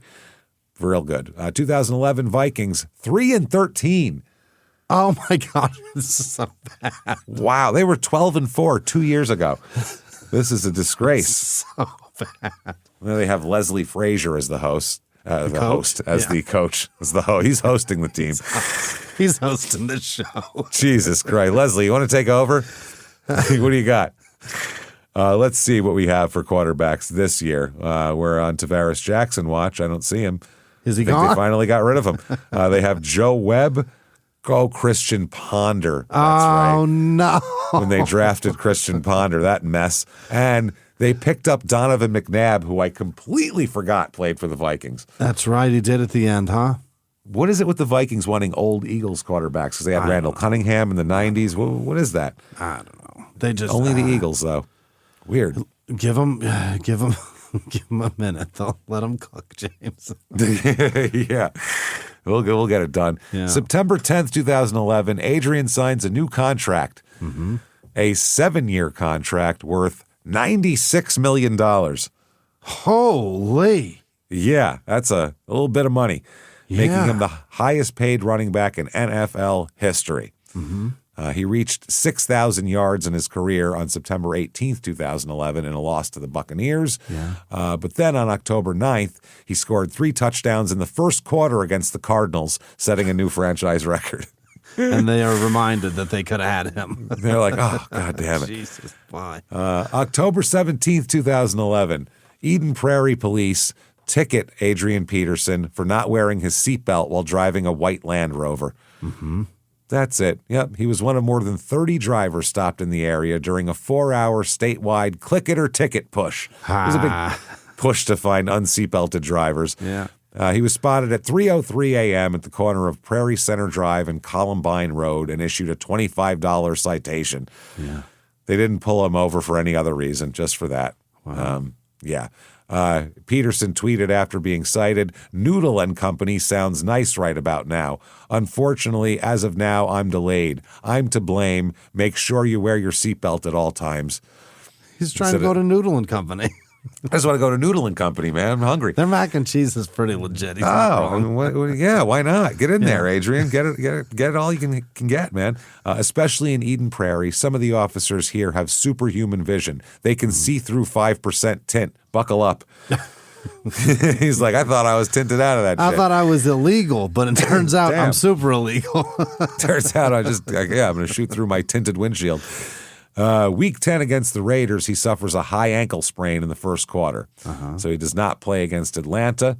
December 24th, he was injured and needed help off the field in a Week 16 game against the Redskins. On December 26th, he was placed on injured reserve, having suffered a torn ACL and MCL. What? Knee is fucked. Yeah, knee hanging off. So they said he's going to be sidelined for 9 months. Ooh, shit. It says a play after running back is hurt. QB Ponder suffers head injury. So bad series for the Vikings there. They lost their quarterback and their running back. He ponders a lot now. Yeah, now he's just pondering, but he always comes back to the same place. He just never ponders through anything. Adrian said that he knew it was something bad the moment he was hit and that he was in severe pain as he lay on the field. So it was at the end of a 3-yard gain. He said, anytime you take a blow to the knee like that, you're concerned about the ACL, the MCL, he said. I'm trying to stay as positive as I can. But it's not. And so the coach, Leslie Frazier, said, we'll have to weigh it when we get back, and I'll follow the doctor's lead. All right. He said Ponder had concussion-like symptoms. Sure. I guess so. So in 2011, he had 208 carries for 970 yards and 12 touchdowns. Yeah. He was also ranked 8th by the fellow players on the top 100 players of 2012. Wow. So, hurt or not, he's great. Didn't get 1,000 yards, but he only played in 12 games, so that's fine. January, he's rehabbing his knee, and he said the pain is agonizing. Yeah. And he said, I feel like the first week was the toughest part for me, not being able to sleep, waking up every 2 hours, just dealing with the pain and the frustration, looking ahead like, wow, I've got a long way before I'm able to move around and walk. He said, but after the first week, I feel like things really just got started to calm down and the pain started to subside. I was able to just get more motivated about practice or about the process. Mm-hmm. He ditched his crutches and started working on range of motion exercises and rebuilding strength in his quads. And the Vikings have put together a regimented program to get him back. That was a really horrifying injury too, because it was very much like Joe Burrow this year, where it destroyed everything. The whole season is down the fucking drain. Yeah, just one thing happened. One person who you think sews up that particular position that's a difficult position to play. Yeah. We don't have anybody else that can do it like that guy. You got one of the best Jackson out there. Yeah, now we've got to deal with Tavares Jackson. This is not going well, guys. You want to be on Tavares Jackson watch right now, James? This is I'm going to give you two things about Tavares Jackson you probably don't know. One, he has a fucking Super Bowl ring. Oh, yes. He got a Super Bowl ring with the Seattle Seahawks. He was Russell Wilson's backup. Yeah. That's the first fact. The second fact, he's fucking dead. He's dead? He's fucking dead. Well, your Tavares Jackson watch is going to be very easy then. You know where he is at all times. He's in the fucking ground. He's in row 12, stone 6 at the Eden Prairie Cemetery. You find him like somebody's battleship now. Yeah, that's how you find Tavares Jackson. That's it. We play dead NFL quarterback battleship all the time. That's what we're doing. That's fucking crazy. Dead player battleship. That's it. Oh, my God. I love it. Oh, Christ. Dead player. I got to write that down. That's very funny. Dead player battleship is definitely a game that we need to invent somehow. I don't know how, but we're going to come up with something. Some way to play that. So he's in rehab. His strength and conditioning coach said that's one thing you really have to be cautious of is the first couple months. You can't push him too hard. Otherwise, you can put him at risk. He knows that. And if he injures it again, it may be the end of his career, because he could fuck it up bad. Yeah, a second tear, because they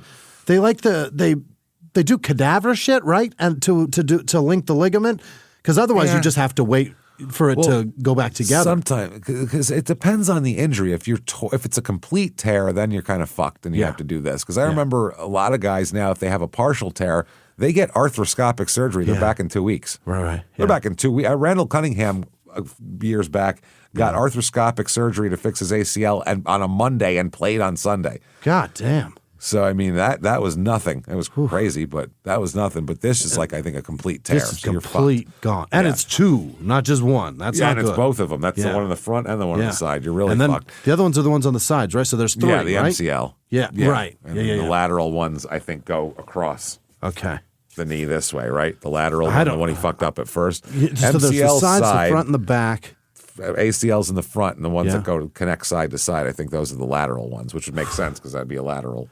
I just know if you tear all three, your life is done. You're in a lot of trouble. You're not playing anything. You're playing Connect Four. You're playing cards, is what you're playing. You might be playing Battleship.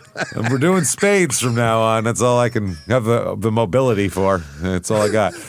Dead quarterback Battleship. That's all I can do.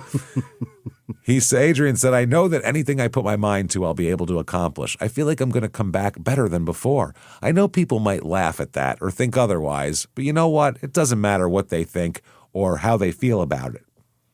Huh? Okay.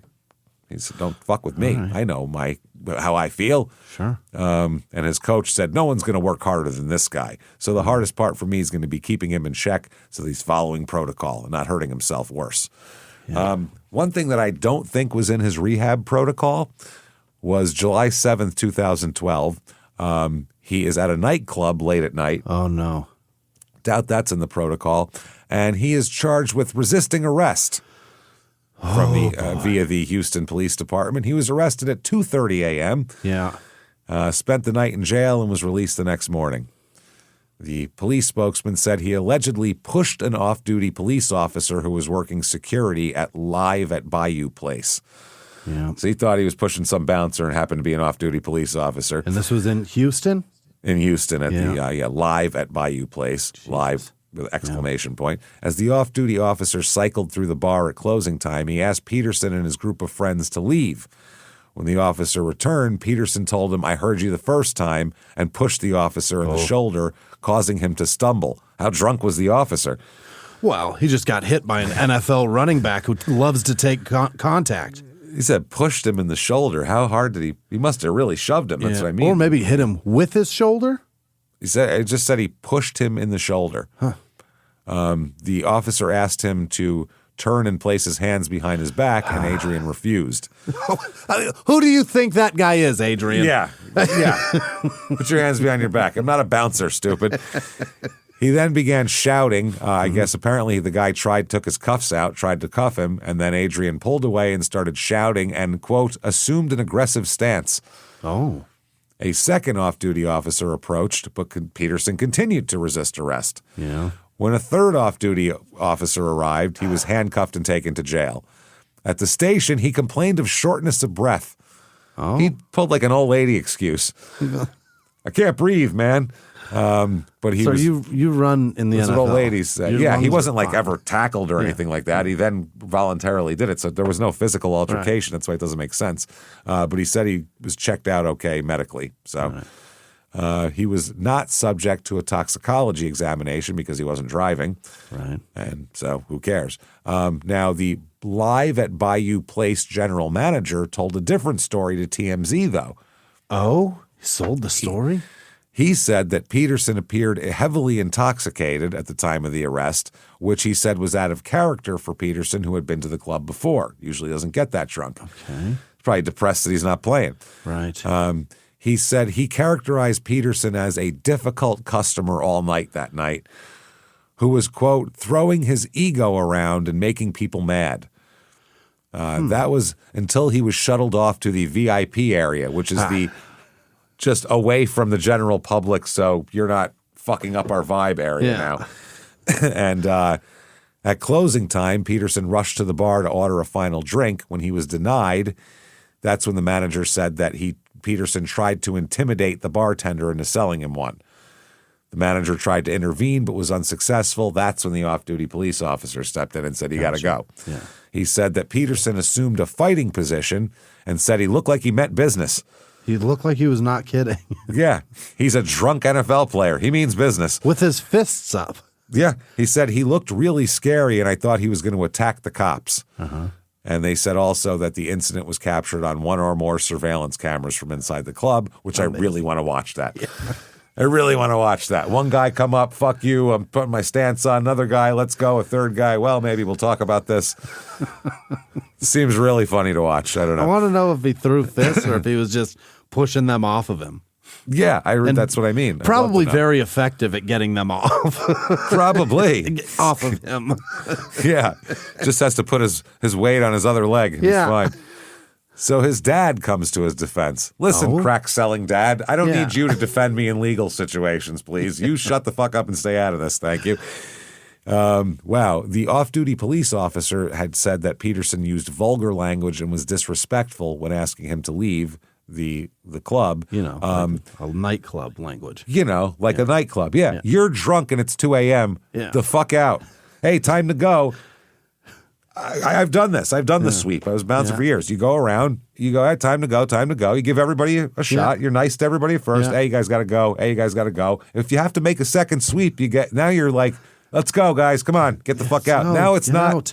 hey guys, it's really time to go now. Now it's, all right, let's go. You start clapping, let's fucking move it. I mean, it's you start hurting them like stray dogs at that point. Yeah. And that or actually, those I'm people, nicer to stray dogs. The drunker they are, the less kind and the less thoughtful response is given back to the people telling them to leave. So Adrian Peterson likely said one more fucking drink, man, or some, anything. Come on, let me do my thing. You don't know who I am or whatever. I found that they're easier to toss at the end of the night because they're drunker, but they're like spent. Yeah. And they're kind of tired. Yeah. So they look at like three bouncers and are like, I don't want to fight three guys. Fuck it, I'm going to go home. Whereas at midnight, they would have been fighting you. You know what I mean? You got to let them punch themselves out sometimes. Put a few more in there. Yeah. And stay up 2 more hours as an adult. Yeah, exactly. That's the fucking thing as a grown person. Adrian's dad said, from what I've gathered, he was very disrespectful to Adrian. Oh. Yeah, because he was at the bar at closing time. Right. The fuck out, Adrian. That's why. There's no more respect. You didn't get laid. Get out. Get the fuck out. That's it. Yeah, you struck out. Time to go home. So he also added that his understanding is that his son didn't push the officer as well. But he's in jail for that. That's interesting. He apparently I guess it's his, the police, is this the police statement? Or the, okay, this is Adrian's guy, said, his lawyer said, Adrian Peterson did not resist arrest this past Saturday morning, and any suggestion that he pushed, struck, or shoved a Houston police officer is total fabrication. He, in fact, was struck at least twice in the face for absolutely no legitimate reason, and when all the evidence is impartially reviewed, it will clearly show Adrian was the victim, not the aggressor. Or both. Or both. So that's, I don't know. That's a very different stories we have here. Yeah. One is drunk, belligerent, taking a stance. Yeah. He's a victor and possibly a victim, but also aggressive as fuck to put your fists up. Yeah, I guess he's claiming he didn't do that. Interesting. This is his lawyer again. We've been investigating what happened since Saturday afternoon, and it's absolutely clear to me that the charges should not have been filed, and the Bayou Club owes Adrian an apology for having put out a totally false version of what happened. He said, Adrian Peterson does not act the way he's been described in the initial reports, and he did not act that way Saturday morning. He was only in that club for 30 to 40 minutes, was never objectionable to the other patrons, and never physically resisted any police officer. Adrian is extremely upset about these false allegations. Yeah. These charges are totally at odds with the way he has conducted himself throughout his career, and he asks that his fans and the public at large reserve judgment until they hear all the facts. Sit back, guys. Hold on. Yep. Adrian's dad said that Adrian got a black eye when his face hit the ground while he was being detained. Okay. He said Adrian has a high regard for people in the military and the officers that help protect us. He said the officer said he pushed him, shoved him, then why is he not charged with assault, only charged with resisting arrest? Doesn't make sense because a push isn't violence. A push is and possibly resisting arrest without violence. Maybe they're trying to give him the benefit of the doubt and be a little kinder to him because of who he is. Yeah, because he was drunk probably. And he's also probably a regular customer, like the guy said. Now, according to Texas Penal Code's definition of resisting arrest, search, or transportation, quote, a person commits an offense if he intentionally prevents or obstructs a person he knows is a peace officer or a person acting in a peace officer's presence and at his direction from effecting an arrest, search, or transportation of the actor or another by using force against the peace officer or another. So he didn't keep him from doing something with force. He just shoved him like an idiot, like a drunken idiot. So that's that. They say that, I mean, I don't even know what the fuck. Wow. So he's frustrated, Adrian. He's very frustrated, he said. He said that Peterson tweeted a quote from former British Prime Minister Winston Churchill. Oh, God. Saying a lie gets halfway around the world before the truth has a chance to get its pants on. So, right. I remember that. Yeah, okay. That's a good one. Now, his lawyer represented Roger Clemens in a recent perjury trial regarding the use of performance-enhancing drugs, where he was found not guilty, which was pretty hilarious. Wow. Honestly. Yeah. Yeah, a your damn big good giant lawyer. head. Your big, clearly. Either that or he found the first 12-person blind jury who didn't see Roger Clemens' giant fucking head. The fuck out of here. That is a with that shit. wild, huh? All right.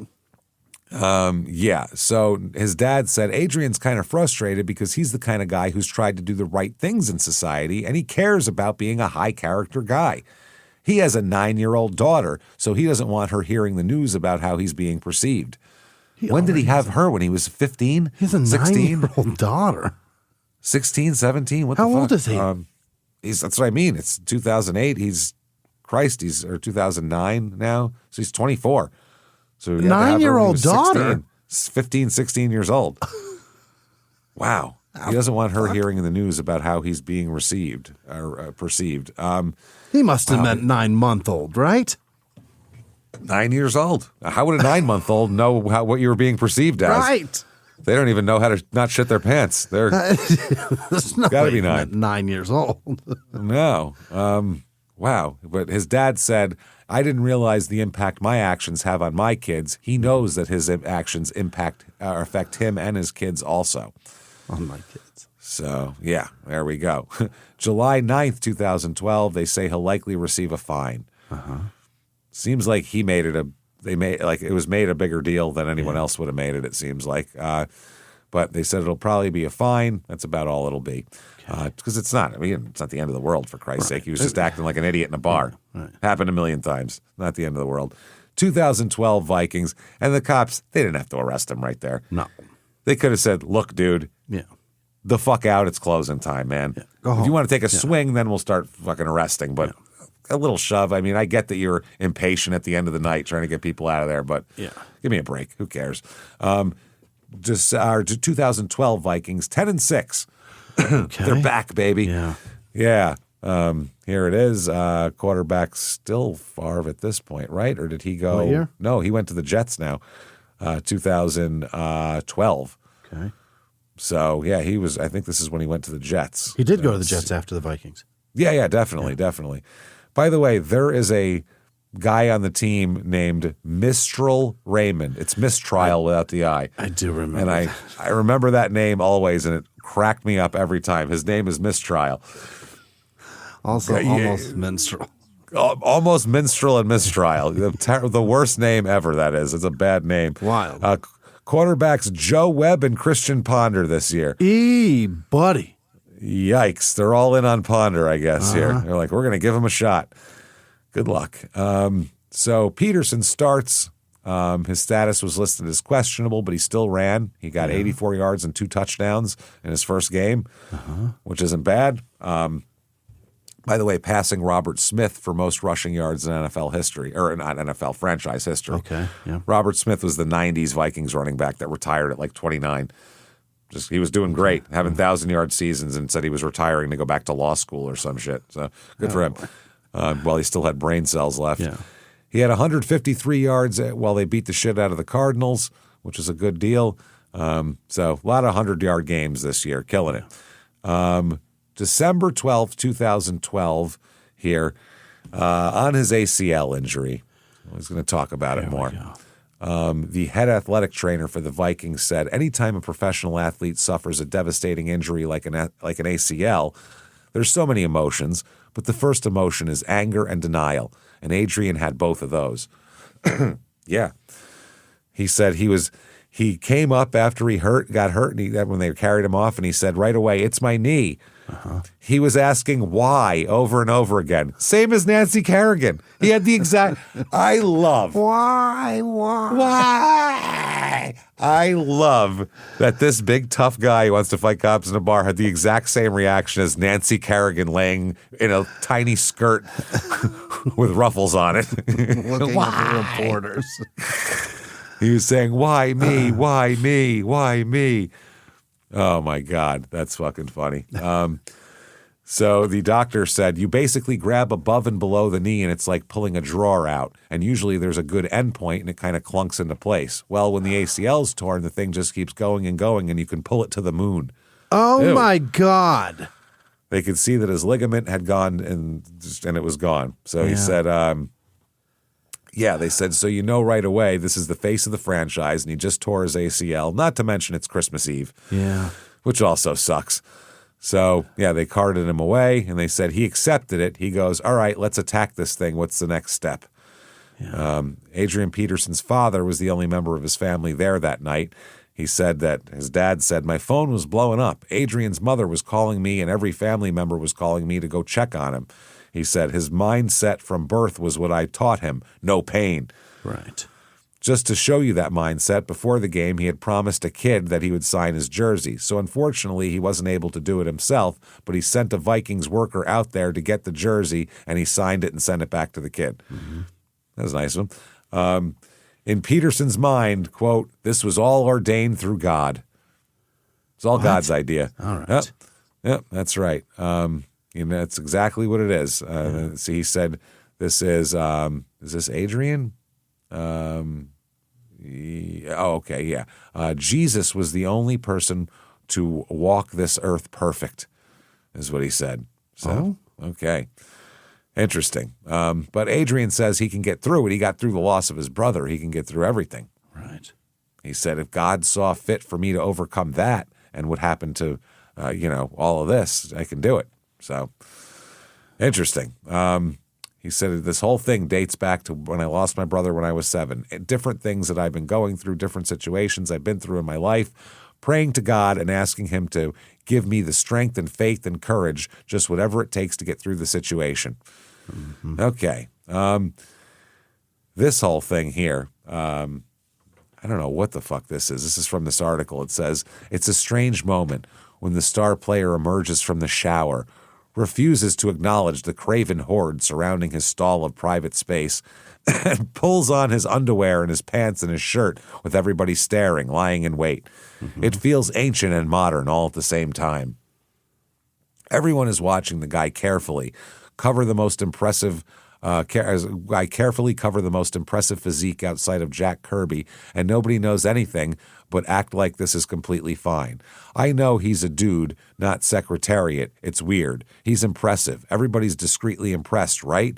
Finally dressed, AP turns around and answers the same questions everybody else got, except this time, how does it feel to rush for 210 and lose? Right. He handles everything perfectly, better than perfectly, so perfectly that his answers seem progressively absurd when you think about it. He said, yeah, I probably should have made that one nice little gain into a 94-yard touchdown run. He's not putting lipstick on a pig. He's trying to remove the lipstick from the most beautiful woman in the world. That's the strangest excerpt from anything I've ever read in my life. We cock-gazed him for a while, and then now we're taking lipstick off pigs or off of hot chicks. What?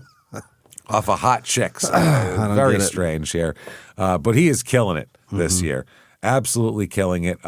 Entering week 17, he needed 208 yards to break the NFL single-season rushing record for most yards set by Eric Dickerson in 84 at 2105. That week, they played the Vikings, needing a win to clinch a playoff. Play the Vikings? Well. Yeah, or they played the Packers. Sorry. There we go. The game was tied at 34 in the fourth quarter when he ran for 26 yards, setting the Vikings up for a game-winning field goal with 3 seconds left. Uh-huh. The Vikings chose the field goal, which sent them to the playoffs, but also left him 9 yards short of breaking the record. Right. 9 yards. He did rush in December for 861 yards, which is the most yards in a single month in NFL history for a running back. Wow. Best month in the history of an NFL player. Almost So 1,000 yards. I'd say his knee's okay. And especially in the month that's like historically very difficult to do much in the NFL. Yeah. Totally, yeah. It's the weather's worse. Yeah. The defenses are better. Yeah. Everybody's honed in. They've watched you on film all year. Yep. They know exactly what you do. And that weather bit is so important. Yeah, it absolutely is. So he had 1,019 yards after contact this year. God damn. which is pretty He got fucking good. hit and laid down another 100,000 yards. Wow. 2,097 yards, second most ever for a running back in a season. December 30th, how do you do it, Adrian? How do you do all this? Well, he says it's just finding peace in his relationship with Jesus. That's all. Is that what it is? That's all it is. He says his, quote, Jesus Christ means the world to me. He's a great guy. Tell you what. He said, I've been through so many different situations through my childhood and now my adulthood. God just helped me get through them and made me stronger at a young age. Through all the adversity and hard times I've been through, God has always been present. Yeah. I've always prayed to him and asked him to give me the strength to endure and to help others and to better understand whatever situation I deal with in my personal life, and he's always showed up. It brings hope and peace of mind knowing that God gave his only begotten Son for us.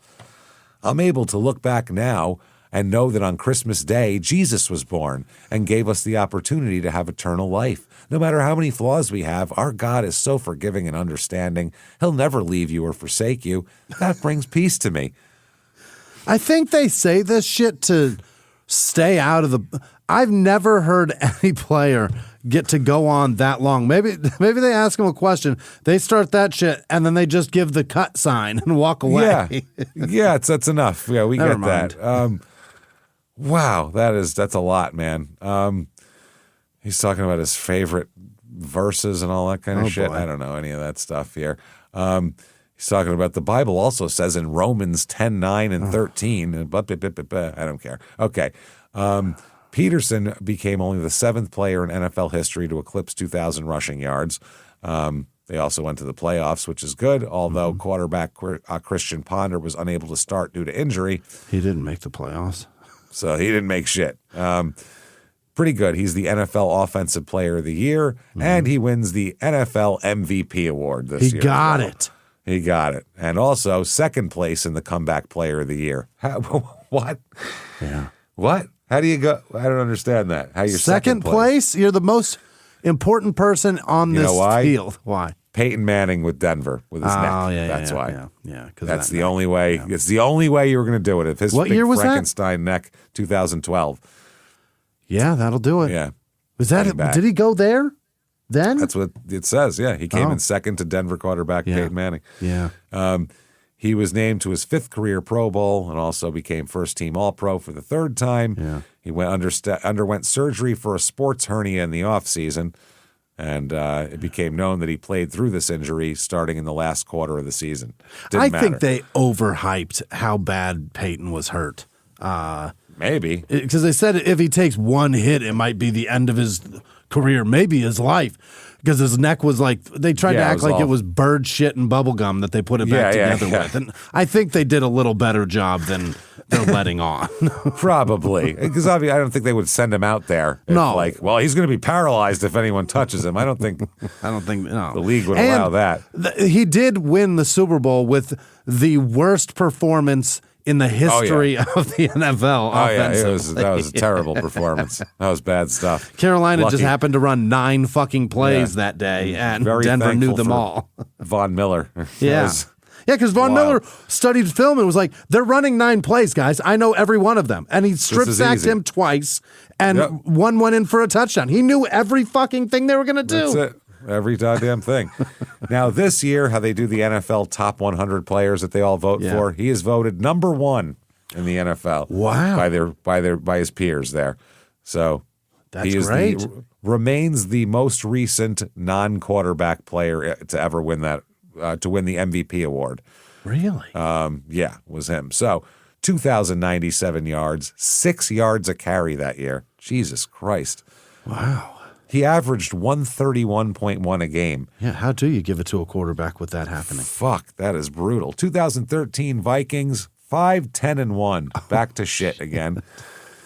Back to shit. Let's see how the quarterback situation stepped up. Ooh, they went and got Matt Castle from fucking New England because they decided they didn't need him as a backup anymore. Well, they decided that he is the greatest fucking thing on the planet because Tom Brady was suspended for some games for cheating, and Matt Castle happened to go 5-1 or whatever the fuck. And they were like, oh my God, he's a starter. Yeah, he's a star. And also Josh Freeman they went and got from Tampa down there. Yeah. Remember him in Tampa? He's bad too. Yeah, he wasn't good either. So who else? And also Christian Ponder, of course. No word on Tavares Jackson's whereabouts. Yeah, I think he's in Seattle. Seattle, yeah, he's in Seattle. About to win a Super Bowl. Oh, that's awesome.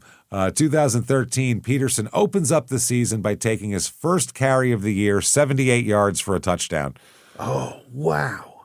Which is pretty amazing. He struggled the first 3 games of the season without his Pro Bowl All-Pro fullback, Jerome Felton. But in week 4, Felton came back. Peterson rushed for 140 yards. Wow. They get real used to how guys do things, the certain way they open up a hole. Sure. October 10th, Peterson missed a practice for a personal reason, and it was later revealed that his son was in critical condition. Let's talk about this. All right. October 11th, 2013. This is going to be the end of this, and we'll pick this up next week. All right. His 2-year-old son dies in Sioux Falls, South Dakota, the victim of alleged abuse by a man who was dating the boy's mother. No! Every fucking buddy's worst nightmare. Mom's boyfriend, not even husband. Nope. Mom's boyfriend beat my son to death? Yep. He took the initiative that he would go ahead and beat someone else's kid to death. To death? To death, apparently, allegedly. Oh, my God. Wow. That is insane. So he had to take the day off, because how do you even... Yeah. He said that thank you to my family, my friends, and fans of other teams for their support. And, God bless everybody. And I'd be blaming Jesus if I was him, if he's doing everything. I wouldn't be thanking him. I'll tell you that right now. If he gets all the credit. Hey, Jesus, where were you that day? What the fuck?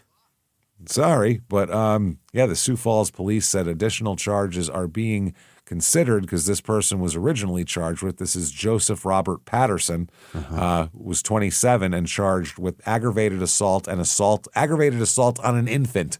Oh my God! How do you aggravate that assault? Yeah. It's crazy that we even have to have a charge of aggravated assault on an infant. We need to have that on the books. That should be capital every time. Holy shit. This Patterson has a prior domestic abuse record with a different woman and child. He had pled guilty to simple assault in an incident last year involving an adult female and a juvenile male. Patterson recently started dating the mother here.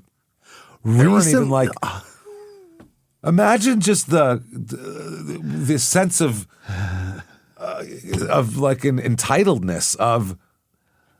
I'll just beat someone else's kid. Like just started dating crazy. Her. And you think it's okay to hit her child? What? Wow. The incident occurred in Patterson's apartment where the boy had recently moved with his mother. Patterson called 911 on Wednesday evening to report a choking at the Platinum Valley apartment, but Lieutenant Blaine Larson of the Sioux Falls Police Department said it became very clear at the hospital that the boy's injuries were not accidental. Did he bruise him up and then said, I was trying to give him Heimlich, I was trying to get whatever from, wow. Yeah. They said as officers and first responders got there, they found the child was unresponsive and he was taken to the hospital, so they ended up calling the police about that or letting them know.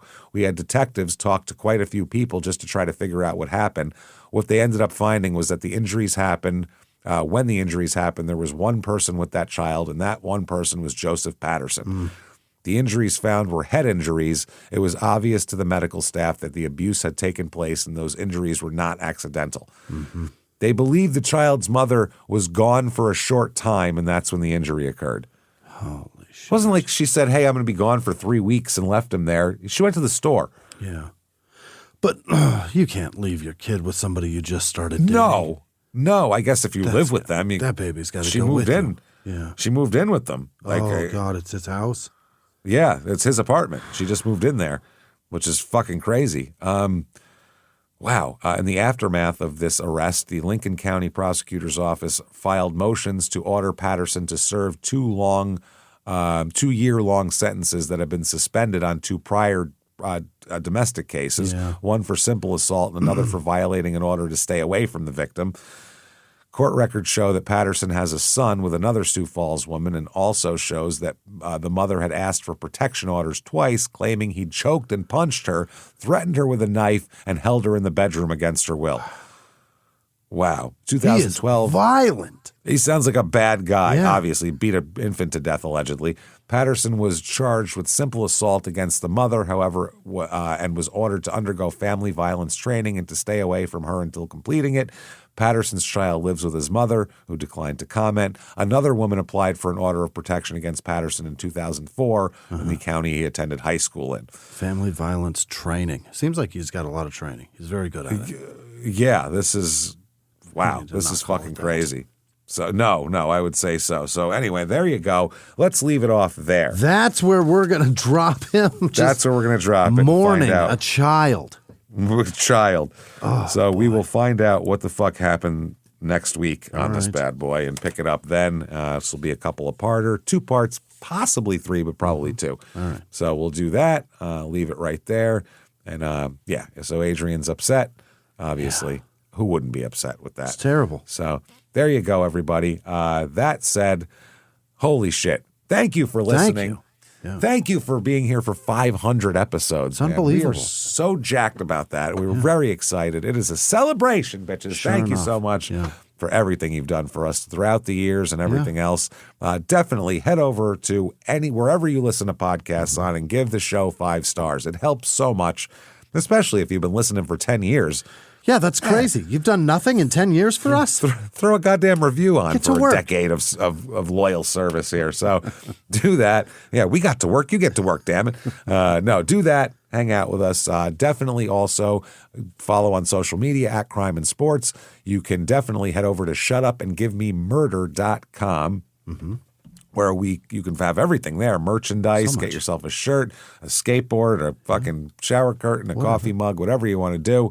Do that. Also get your tickets for live shows for Small Town Murder. The next shows are this weekend in Durham on the 6th, March 7th in Atlanta, and then we are in Phoenix. There's a sold-out Small Town Murder show and a Your Stupid Opinion show on March 21st with still a few tickets left. So get in there and come see us there. Shutupandgivememurder.com.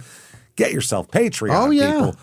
Patreon.com/crimeinsports is where you get all of the bonus material. Anybody $5 a month or above, you're going to get a giant back catalog of stuff you've never, ever heard before immediately upon subscription. Hundreds of episodes, new ones every other week, 1 Crime and Sports, 1 Small Town Murder, and you get them all. God damn it. This week, what you're going to get, a very interesting story for Crime and Sports. A guy named Patrick Boger, I think. It's either that or Booger, one of the two. Boger?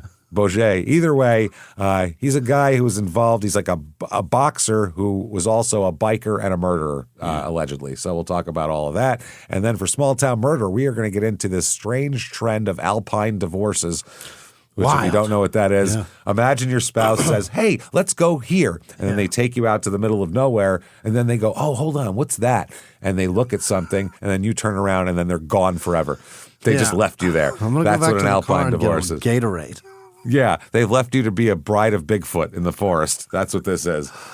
So we'll talk about all that and more. Patreon.com/crimeinsports. In addition to that, you get everything we put out. Crime and Sports, Your Stupid Opinion, Small Town Murder, ad-free with your Patreon as well.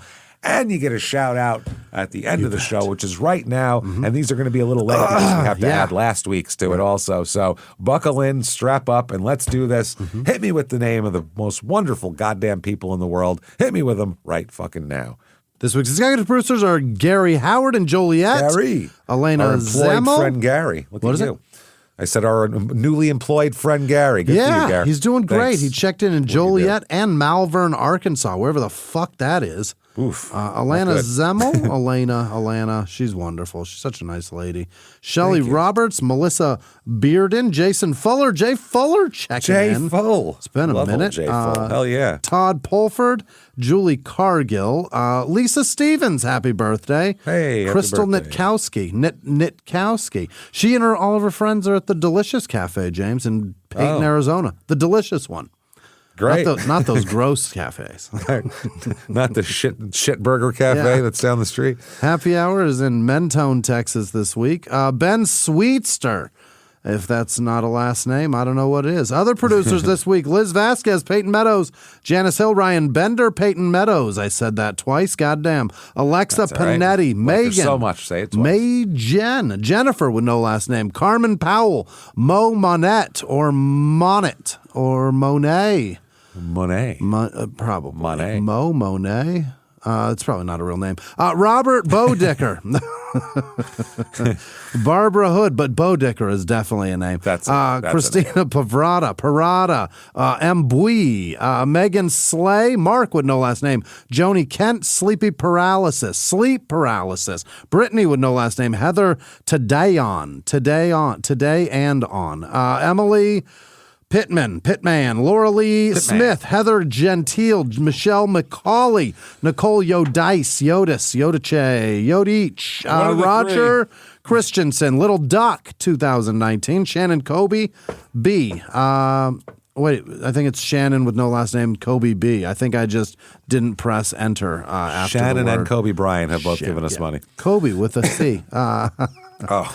Kelsey Frank Art, Francis Green, Melanie Scott, Tam Spark, Robert Thompson, Steofanin. Is that an Irish thing? Matt Coyne? I don't know. Stefanin? Is it Styofanin? Whatever that is. Jack with no last name. Allison Ruth Hawthorne, Rachel Munoz, Laura Quinters, Rach with no last name, that's Dom, Dominic Anaya. That's the person. They signed up twice. Thank you, Dom. Oh, well, Kelly thank you so Murphy. much. There's no way there's a Dom Anaya and then another person named Dominic Anaya. And that they both signed up for Patreon together independently. I'm going to guess not. No. Kelly Murphy, Luna Lynn, Melissa Stefanelli, Jamie Campbell, Carrie with no last name, Janice Hersey, Amanda Harmon Wilson, Kyle Weeks, Jessica with no last name, Space Case, Evan H., Charles Morgan, Sherry Cortez, Laura Olson, Becky Jackson, Maddie Tate, Mara Wecker, Seeger Arrow, Catherine Lazarus, Cayenne with no last name, Nicole Akers, Benjamin Vanderward, Sean Arnold, Thomas Greer, Amy Smolers, Jennifer Beckley, M.A., Kamara, Nat Chester, Rainey Mulch. No, Rainey Much. All right. Jolene Strobel. She got 2 patrons. Thank you, Jolene. Oh, my goodness. If you Thank didn't, you so have much. 2. So sign back in and delete 1. Eric Sharp. Give one to somebody else. Angela Warren. Brianna Guild. Stormy Reuter. Tracy Davis. Kelly Burns. Oberwan Kenobi. James. Brandy Jones. Nicole Peavy. Melody Alton. Randy Runyon. Peter Siervin. Cassandra Christoph, Rachel Hayes, Jennifer Ailman, David Hancock, Rachel Johnson. Yep, wangin' yo mouth, James. That's definitely a person's real name. I'm sure it is. Wang in your mouth. Tyriana. Taya, not going to work your elder. Shivani Lane. Lisa with no last name. Cody Charlton. Or maybe Carlton. Vicky Heine. O'Hara. Cynthia Lundy. Melissa with no last name. Becky Spanner. Big Joppe. Noah with no last name. Jamie Anderson. What is the rest of this? Kaya Wong. Kelsey Tyler. Tiffany Henderson. Brandy McBride, Heather Morvay, Ethan Merseth, N. Langfelt, John McMillan, TH02051986. That's your PIN number. Wow. Or your birthday. Jesus. Shonda Mobbs, Haley Beckvar, Marvelous Madam Mimsy, Casey Godbout, Howard Hale, Haley, Ali or Ali Modica, Gina. I just ate Gina's name. Gina Ardito, Gloria There you go. You spit it back Filipova, out. Cherish Hansen, bleh. Lee, There you go. the CPHT in North Carolina. TT, Beth P, Ryan Goff or Gauf, Sarah Matheson. Sarah would know last name. Maybe the same person. Probably not. Liz Vasquez, Peyton Meadows, Melissa Madgett, Nathan Rose, Ryan Bender, Happy Hour, said that. Janice Hill, Cameron Delame, Catherine Chester, Allison Catherine, Bethany would know last name, Jill Jefferson, Nikki Edwards, Matt Hauntz, Scott Van Pay. Yep, Tiffany Lang, Jamie Blair, Jody would know last name, Greg C, Courtney would know last name, Travis Yoder, Bradley Carpenter, Jeannie would know last name, Hazel Tivier, Chad, it's Hazel.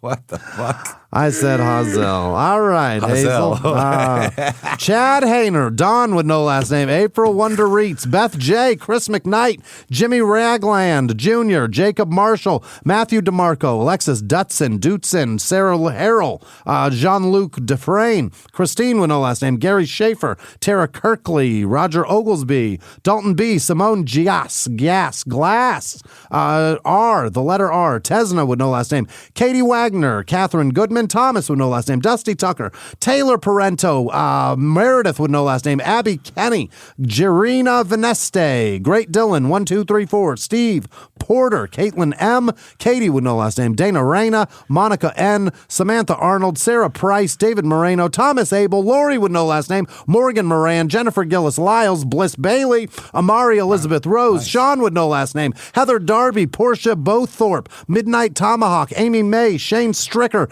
Danny from Down Under, Duke Daigle, Daniel Knoll Sr., Chris Nelson. How do you do Daniel Knoll? That's not nice. Tough. That's tough. Massar, Tough one. Masserano, Mallory Moon, Barry McCockiner, clearly a real name. Obviously. Brooke Boring, Classy, Callie, last name, Ashley Wilhelm, Rebecca Buckrope, Mary Martinez, Joshua Heron, Neva Payne, Julie Polson, Fry, Jared Cook, Jared Zwege, Beth would know last name, Carlos Morales, MJ O'Keefe, Leah would know last name, Leah perhaps, Nikayla S, Kaylee Flata, Alex would know last name, Emily Richards, Oscar Carlison, Gam, 1970er. Under there, Bonnie London, Mike Hans, Matt Williamson, April Ernst, Leah Hotham, Scott Johnson, Matt and Chantel Rankin, Jess Campbell, Babylon Brooks, Kim Hambleton, Rachel Nielsen, Bradley Park, Eleanor Rapole, Christian Fromm, Christian Slusser, Colby Kingsbury, A.N. Horton, Allison Asterline, Katie Beatty, L.J. Gretel, Laura would know last name, Allie Trumper, Billy Sunset, Tara Petar, Brenda Purdy, Aaron, no, that's Ann Erickson, and everybody else that patrons the show. You guys are the best. Thank you. Thank you so much, everybody. Unbelievable. You wonderful, beautiful bastards who've supported us not only just this last week with the Patreon, but who have supported us for 10 fucking years. We know there's people that are still listening now that were some of our first literally 10 listeners. Literally, we knew our listeners personally by name in the first few weeks by name. We almost knew their addresses. We pretty much, we could have had them all over for dinner. Yeah. But we couldn't afford to pay them. We couldn't afford to would have been them. a potluck. That would have been the problem. Potluck time. So thank you so much for all you've done for us. And I don't know. We'll see how many more we can do. Maybe not 500, but it definitely isn't over yet. So we're going to keep at it. You keep at it too. Tell all your friends and keep coming back week after week. And you want to find us on social media, very easy to do that. ShutUpAndGiveMeMurder.com has drop-down menus that take you to there and tickets and merch and all that good shit. Live from the Crime and Sports Studios. We will see you next week. Bye.